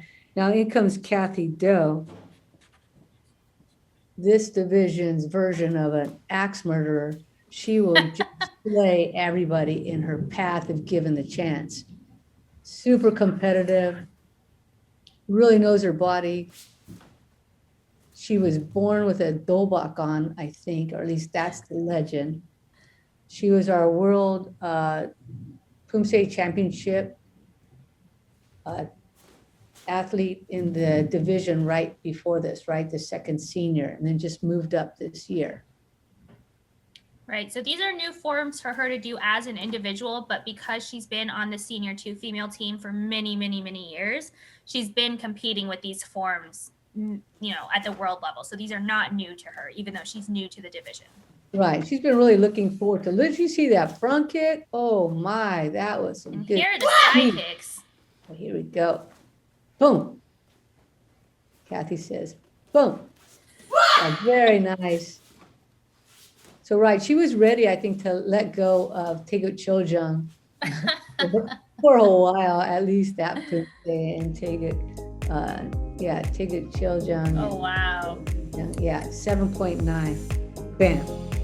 And that's coming from that presentation, a 4.5. Somebody gave her a 4.8. Oh my. So yesterday, or I should say last night's episode, we had like a 5.2 in presentation in a couple of spots there. So maybe she can grab one of those. Of course, the referees are different in this division, but she might be able to get it. It's not too much to ask, right? No, and this is a very dynamic form. All she has to do is jump up by 1/10 of a point to get an 8 here, which is definitely doable. And she's done these forms before. She always had to work with the team and kind of go along with their collective timing, but now she really gets to pull it out, no stops on her own. This is going to go way up to the ceiling. Boom.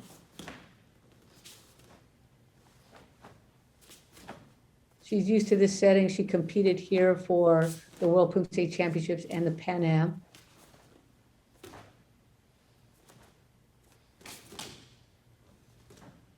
Let's go. Get that speed out.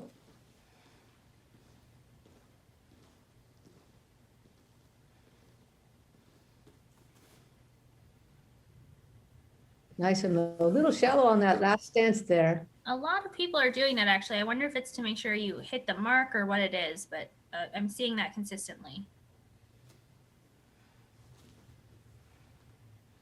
Nice big volume of motion there.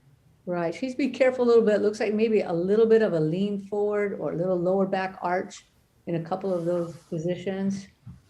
So let's train, Kathy. Let's go. She got a 7.9 in this one, 7.8 in a second. I think that's going to put her right where she was hoping for with a 7.85. Yep, 7.85. So here's our final standings in the semifinal round of the Senior 2 division. So this is Kathy Do in first, Sungjin Lee, Sumi Jung in third, followed by Twa Win, Maria Sokolova, Shannon Hodop, Juliet Do, and Sheena Kim. All of those athletes moving to the final round. But this was a really great division. There were a lot of talent, a lot of talented athletes in this one. Yeah, that finals is going to be a battle for sure. For sure. So when you have a former world champion, Twa Win in the fourth place division, we know they're going to come hard in that final round. So we're moving on to our next division. This is the under 60 semifinal round for the females. This is Tu Doolittle out of Duangale.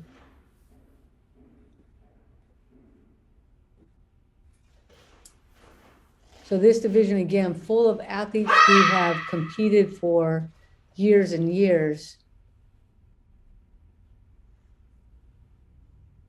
Right, and I think this is our most international division so far of the tournament. We have 12 women competing semifinals, so we'll take the top 8, and we have 1 Canadian and 2 Aussies.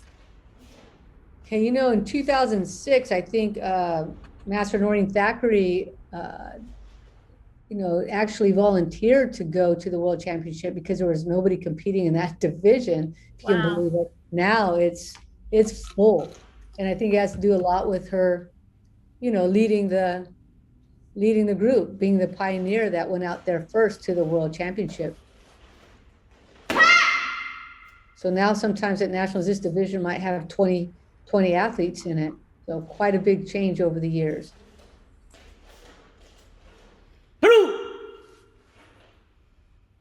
So you mentioned we have 12 in this division, right, Miyako? 12, yeah. Okay, so 2 starting off with a 7.23.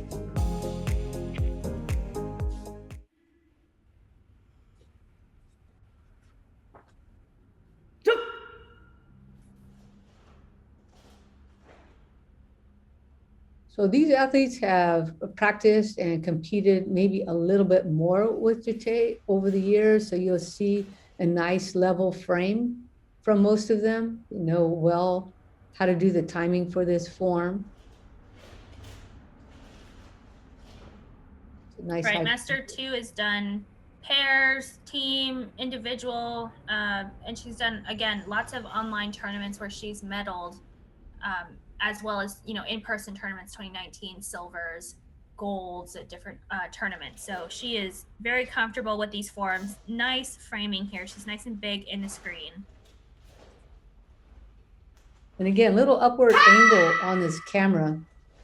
I think we have to be careful with the amount of angle so that it doesn't distract the referees.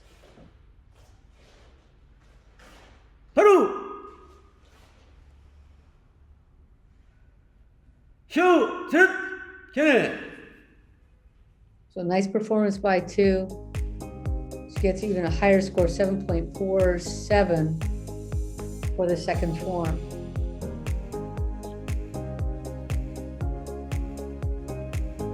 Finishing up with a 7.35. And up next we have Cindy who's a very strong competitor in this division.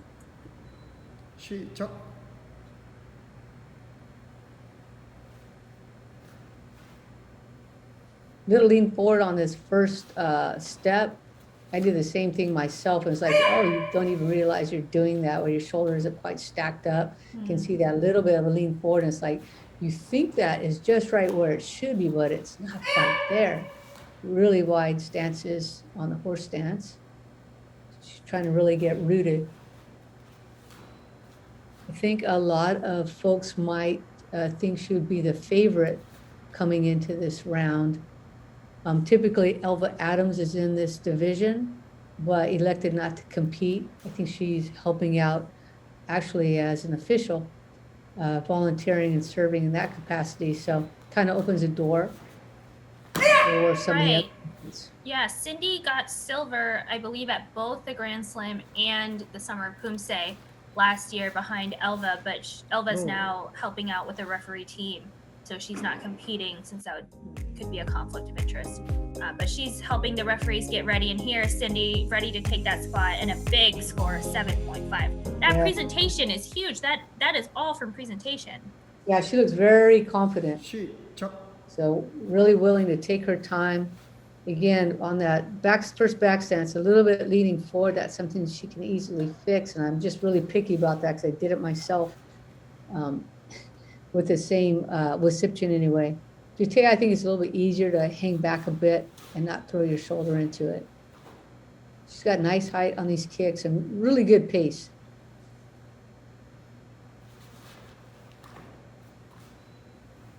Nice straight torso, a little bit of an elbow pop out on that front kick, but overall she just looks very steady, grounded. I love this, how close we are to the camera in frame. Looks great. There was some opening for a little bit more torso turn on that 8 count coming forward with that upper block. Oh, nice, but a little bit of a blip on the transition. So we'll see how the referees feel about this one. Right. That was the biggest break in her rhythm overall. That side kick combo, I think we're just going to watch everybody really work through it, figure out how do you keep your rhythm consistent while you're doing that terrible transition. Yeah, they're going to have that. That's going to cost her a little bit. She got a 7.37. I had to do that Poomsae in the World Championships this year. So it took a lot of time to decide, like, what is the best approach, right?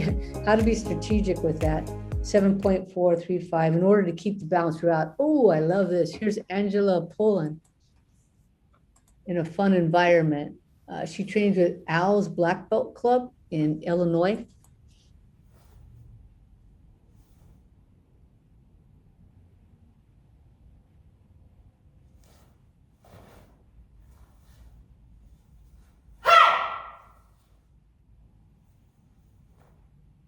She has a real circular motion on that first block. Interesting.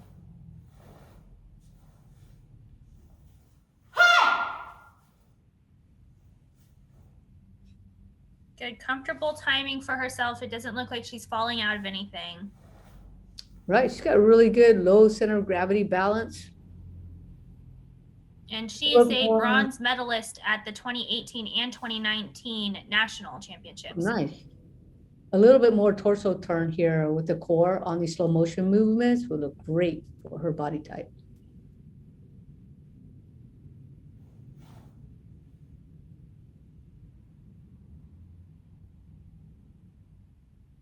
That's interesting. She comes up and then over to the side on that one.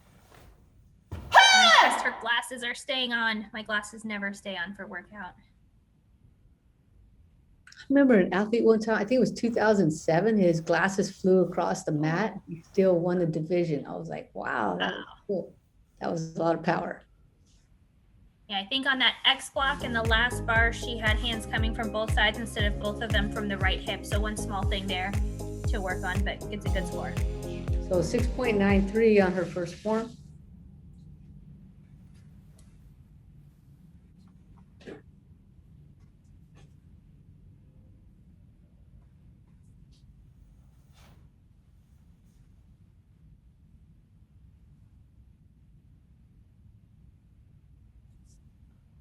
I feel like Jite and Shipjin both have similar sort of styles with these long, slow motions and then quick motions and then kind of one bar where you can really get aggressive with the tempo with the kicks. And Shipjin, it's the front kicks coming forward. And Jite, it's the front kick here, or not this one, sorry, later, and then into the side kicks where you can really kind of push that tempo after all these slow 5 counts. 8 counts. She's really thinking about the volume. I have seen her compete many times, of course, through these competitions, but she's really trying to lay out that hand technique volume in this run here. Really nice.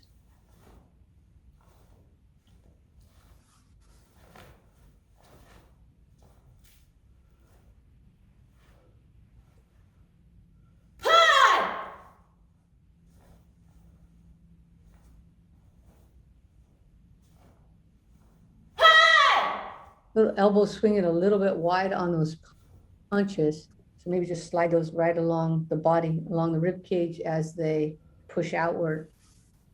So that's Angela Poland. She got, I think, a 6.93 on the first one. And for this one, 6.97. So she's going to finish up the semifinal round with a 6.950. And up next, we have Kelly Eddington. Kelly's from Taerong Taekwondo.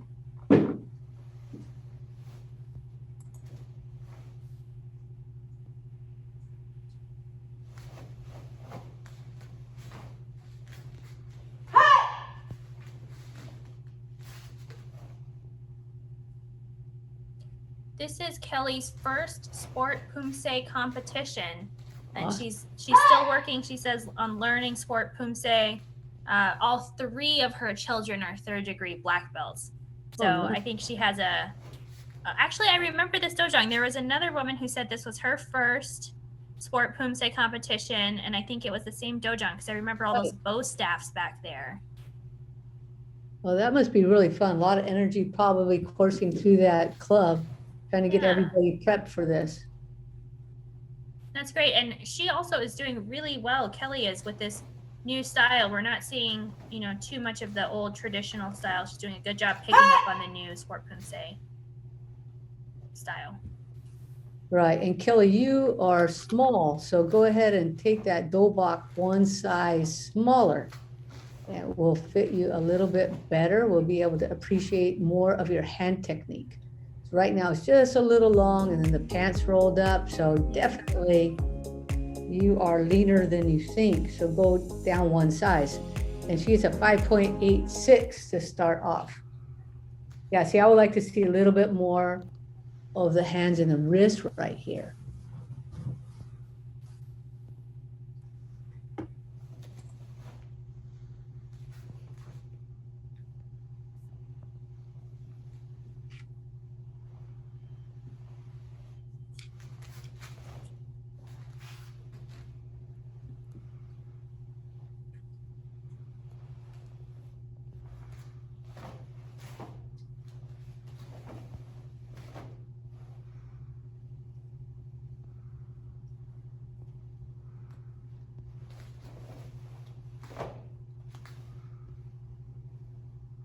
Good, nice, trying to get her body to shift over for that 8 count. Right, that's a hard technique to do, that upper block and punch. Does a good job. A couple of those punches were a little bit low. Again, you want to remember where your belt is, because all of your hand techniques need to finish above the belt. So if the belt is pretty high on your waist, you just have to be aware of where your punches are finishing.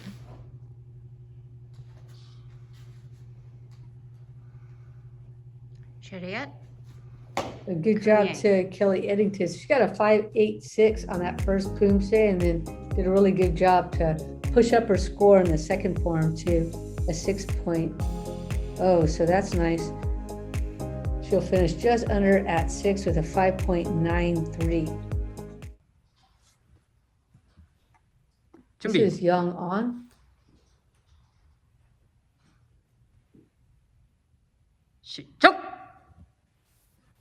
And Young is from Hongi Iwat Taekwondo.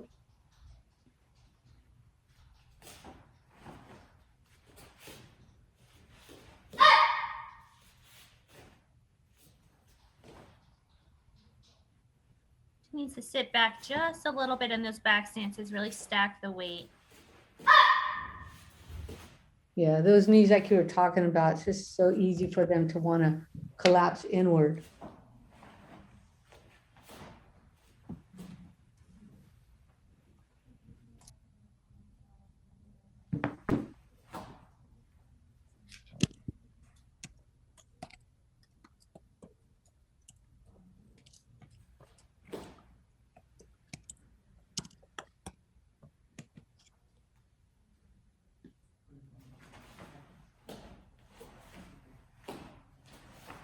Nice. This is the strongest part of her Poomsae, I think, right here, this forward line.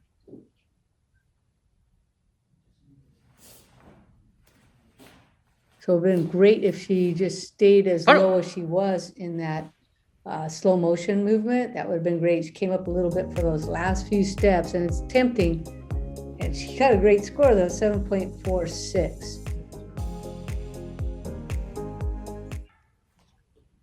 Yeah, that's right there with Cindy who has the highest score right now, that's 7.5.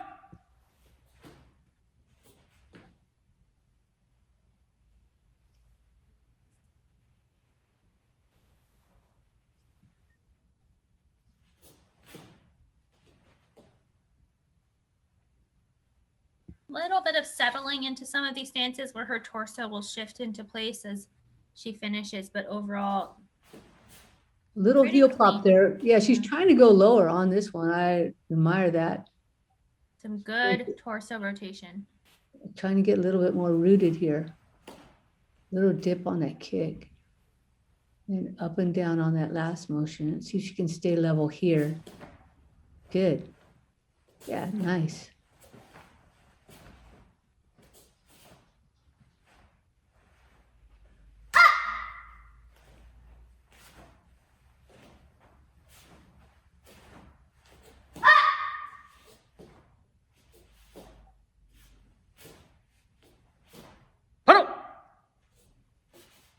Okay, this is going to be interesting to see how they score this, especially that section there with the side kick, whether or not she got dinged at all for the side kick transition, right, with the straight leg. Nope, not at all. 7.47. Those are some great scores. That'll put her into first place there. Right. So 2 had a 7.47, but she got 2 really good scores. So she's at 7.465. So into first place. This is Belinda Coe from Canada. Real active competitor.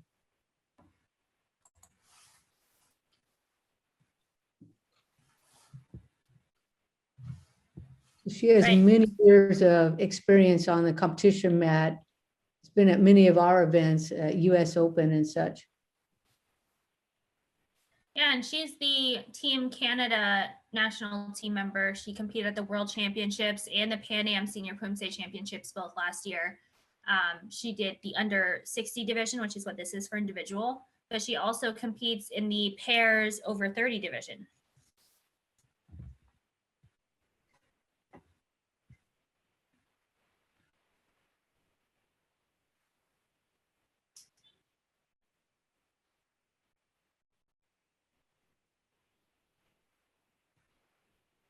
Nice pull there, staying in line. Yeah, she's real strong. Posture's really good. Really proud posture. Arms a little bit swinging on those left side kicks. And his front foot just turned in a little bit. But in general, she's made a lot of improvements over the years. Looking a lot stronger in these low stances. She's really trying to push down the height of those and look a little bit more grounded. Really good job for Belinda Coe from Canada. And she gets a 7.2. I think that's right around third at the moment. You might just be under third, but it will come down to the second form and what that average comes out to. Oh, right. Maybe into fourth, huh? Real hard shift that is to get from one side to the other. It does a good job. A little bit of a shift, but then able to make it. She's really trying to push the height of her front kicks to help her presentation, but she is sacrificing a little bit, the heel coming up at the same time. So a little more rotation needed here.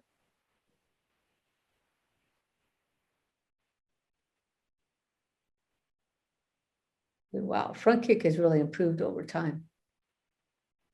A lot higher and a lot faster. Good, trying to stay low. Good, so there's that little balance thing that happens in between. So we'll see how the referees think about that. Right, we're just halfway through the division. We have 12 athletes. Belinda is 6th. So after she does this second form, we'll be able to see those rankings, the standings, and where we are with the top 6. Yeah, 7.26. She's really improved over the last few recent years. So she got a 7.26, a little higher than her 7.2 for the first Poomsae. So finishes the semifinal round with a 7.250. And up next we have, oh, look at here, we got the standings right there. Isn't that awesome? So we have Young An in first, followed by Cindy Tu Doolittle in third, Belinda Coe in fourth, then Angela Pullen in fifth. Up now we have Eleanor Thompson. And Eleanor's from US Taekwondo Center in Colorado.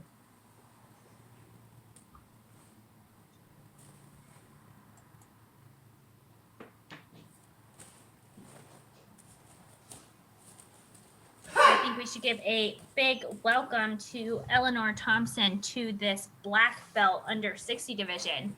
In 2019, she competed as a blue belt. And then in 2020, last year, she did a bunch of online tournaments as a red belt. And now Grand Slam was her official first event as a black belt.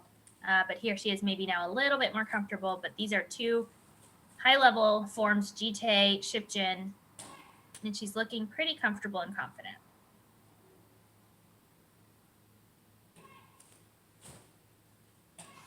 Left hand there went a little bit outside the body. That left hand should stay in line with the left leg when you pull it forward. But nice high front kicks. That right hand there on the stomp, that back fist should be about philtrum at the nose height. But very nice. She did a lot of work to learn all those black belt forms in the last few months. And finishes up with a 6.5 for that first Poomsae.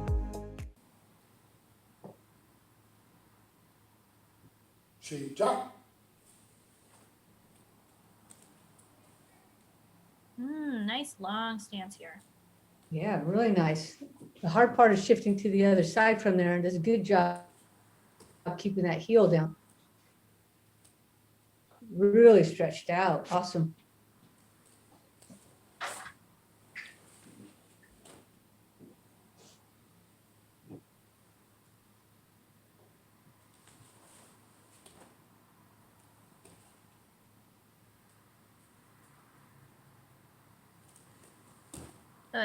Based on my counting, it looked like she was doing those as 5 counts, and they should be 8 counts.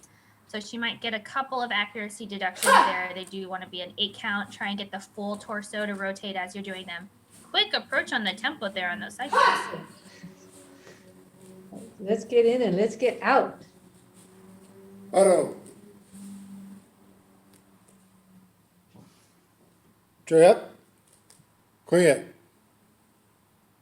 That's an interesting approach. A lot of athletes have done that before. Let's try to make that all basically like 1 count. I'm going to do that kick and land with that punch. So actually, nice high score for that second Poomsae, 6.7. So we're going to finish up with a 6.6. Up next, we have Pat Petrovsky. And Pat is from Australia.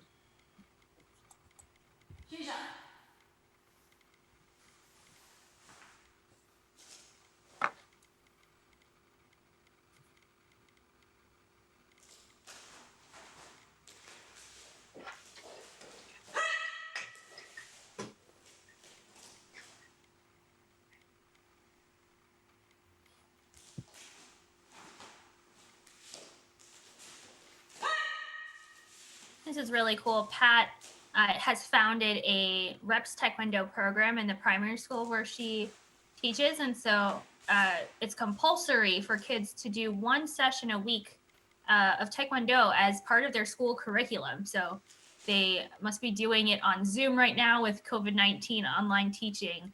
That's a really cool idea to have kids do taekwondo as part of their school curriculum. I don't think I've heard of that outside of maybe South Korea. There's a couple of private schools that do it in California here in the Bay Area.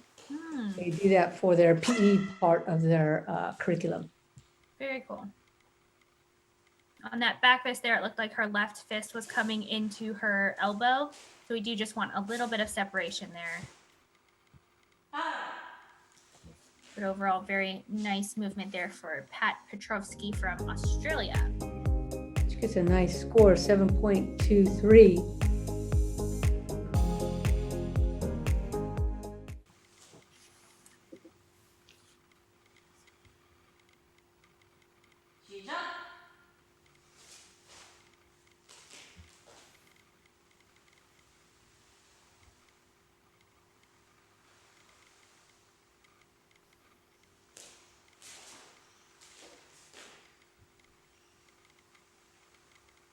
She does look pretty tall. I think she could extend these front stances just a little bit. But we are getting some heel pops on the transition, so maybe this is where she feels the most comfortable. Right, that's the thing, you know, when you're tall, sometimes it's harder to shift the weight to go to the next transition. So she's playing it nice and safe for her body. It'd be good to see a little bit more of a core turn on that piece there.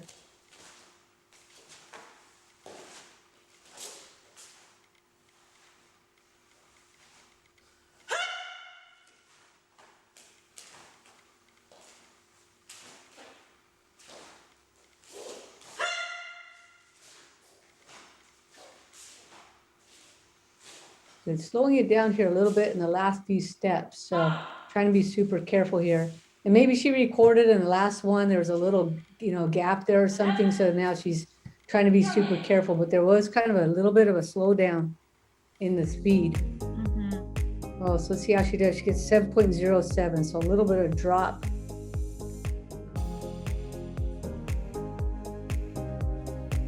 So finishing with a 7.150. We just have 4 more athletes to go. The first one of the last 4, Krista Daniewicz, longtime competitor, coming out of Zhang's Taekwondo Incorporated from Illinois.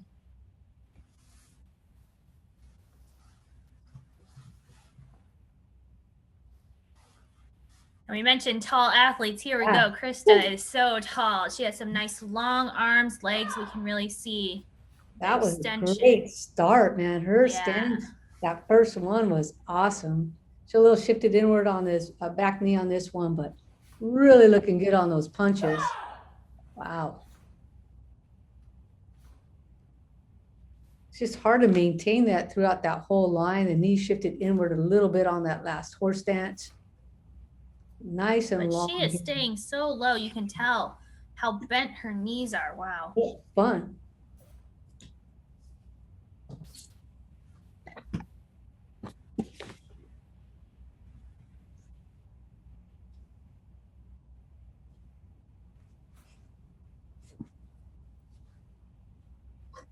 And this, hopefully, we're going to get to see that dynamic. Really nice reach coming forward. Just outside on the right knee, though.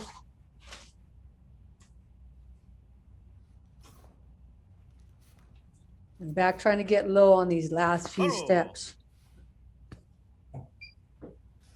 Yeah, we did get some good torso rotation on the right side. The left side didn't turn quite as much, but a big score here, 7.3.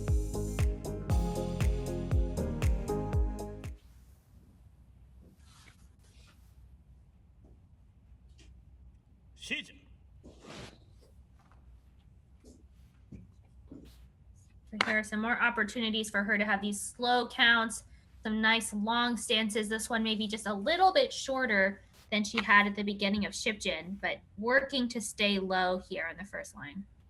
Right. I love it. She's really improved. Like many of our athletes, we said this over and over again. Over this past year, she's able to really, nice front kick, really lengthen things up.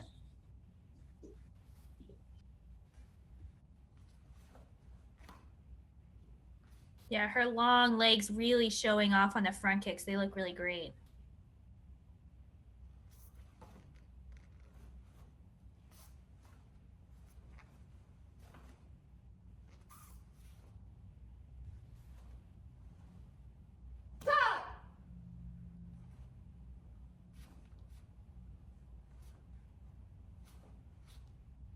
Good alignment there on both of those side kicks.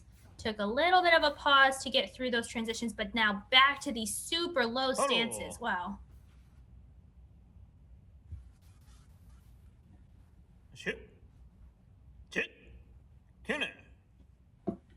Really nice work from Krista Daniewicz, looking very strong. Oh, look at that score, Yeah. 7.4. Very nice.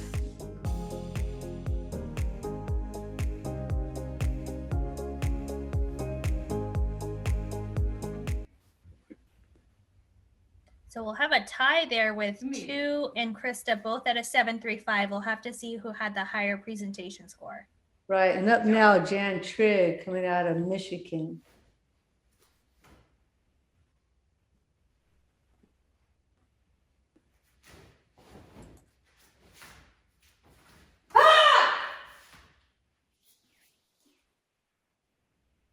Here's another nice deep stance.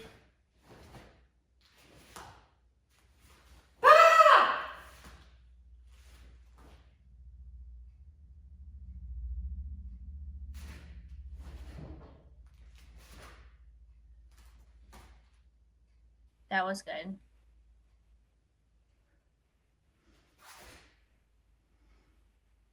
Jane recently got a silver medal at the Pan Am Championships in 2020.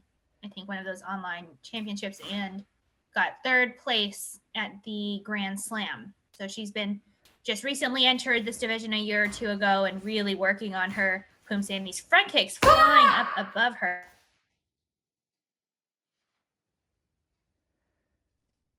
Really nice and low here, looking good.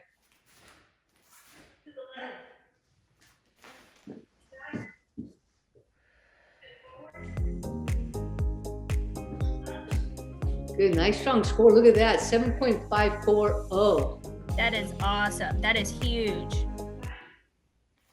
What is the high so far on the first Poomsae? You know, actually, that is the high score Yeah. for Shipjin.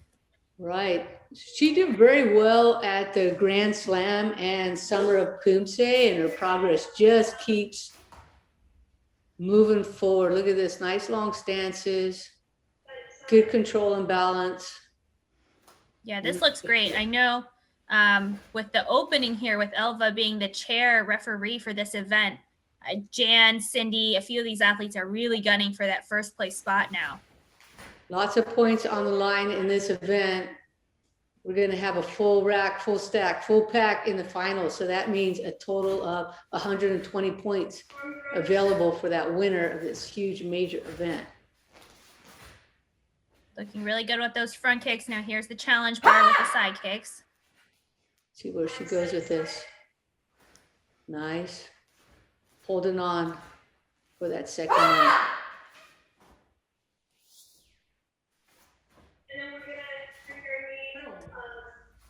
Good. Nice, strong performance.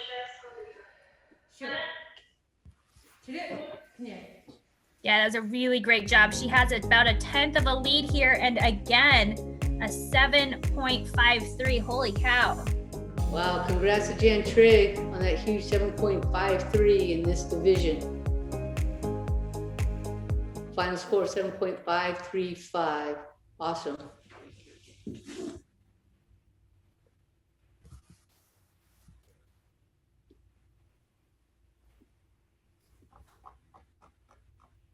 So now we're down to our last two athletes here for this division. And now we have Amber Smith, who is from Colorado and trains at The Rock. She got 5th place in both the Summer of Poomsae and at the Grand Slam. So nice to see her again here at US Open.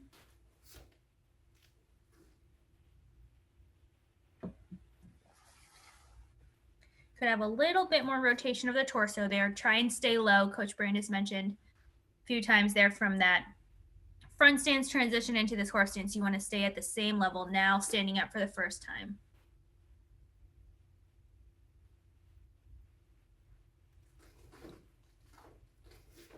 Nice front kick height. That right hand could be a little bit higher all the way up to the philtrum.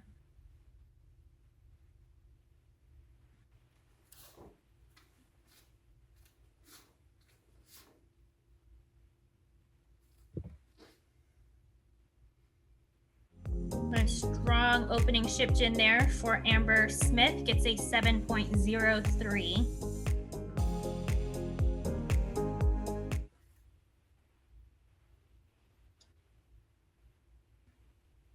So we have 7 scores right now that are a 7 or higher. Actually, I think the lowest one there is a 7.15. So Amber's going to have to come up just a little bit here on GTAE to try and sneak into the finals in that 8th place spot. And of course, there is one more competitor after her.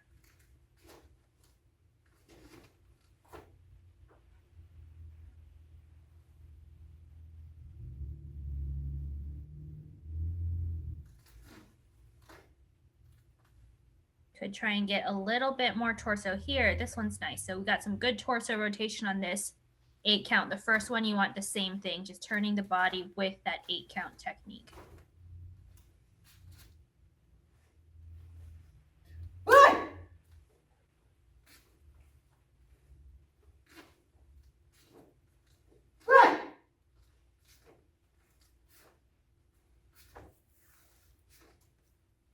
Little bit short on the stances on that last line, but move through the side kicks pretty comfortably and looks pretty strong. Amber Smith got a 7.03 on the first form, just a little bit lower here, 6.97 on the second form. So that combined score will come out to a 7.0.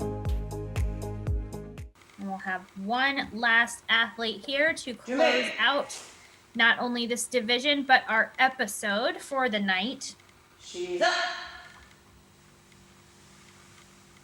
And this is Lucy Cleary from Australia, from Melbourne, and trains with Team Tae-in under Master Yuk.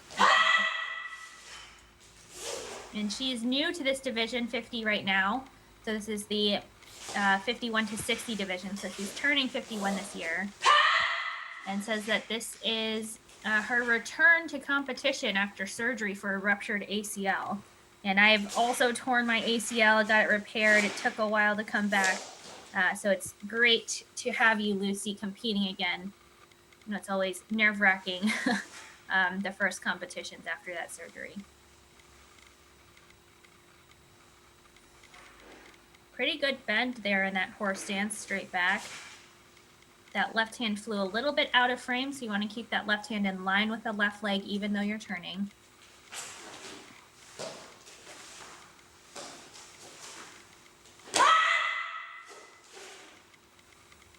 Good height on the front kicks, could go a little bit more quicker, connecting those punches to the kicks. He's maybe taking a couple of those transitions a little bit carefully on that knee. But a good finish for Lucy Cleary. She gets a 6.86 for Shipjin.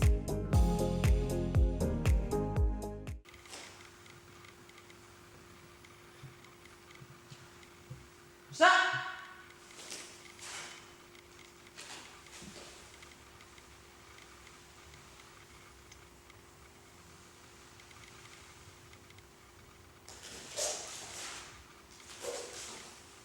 Had a heel pop on that 180 transition, so just want to try and keep the heel down, pivot on the ball of the foot on some of those bigger transitions. There was another one.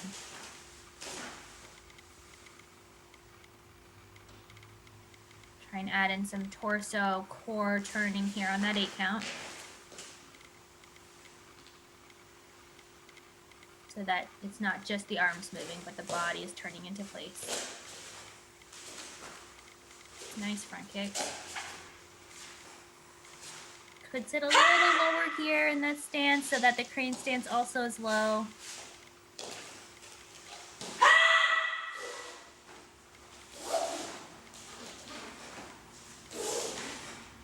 Yeah, couple double pivots, heel pops in the transitions, but that could just be recovering from that ACL. I know I babied my knee a lot when I was coming back, so just continue to strengthen those muscles.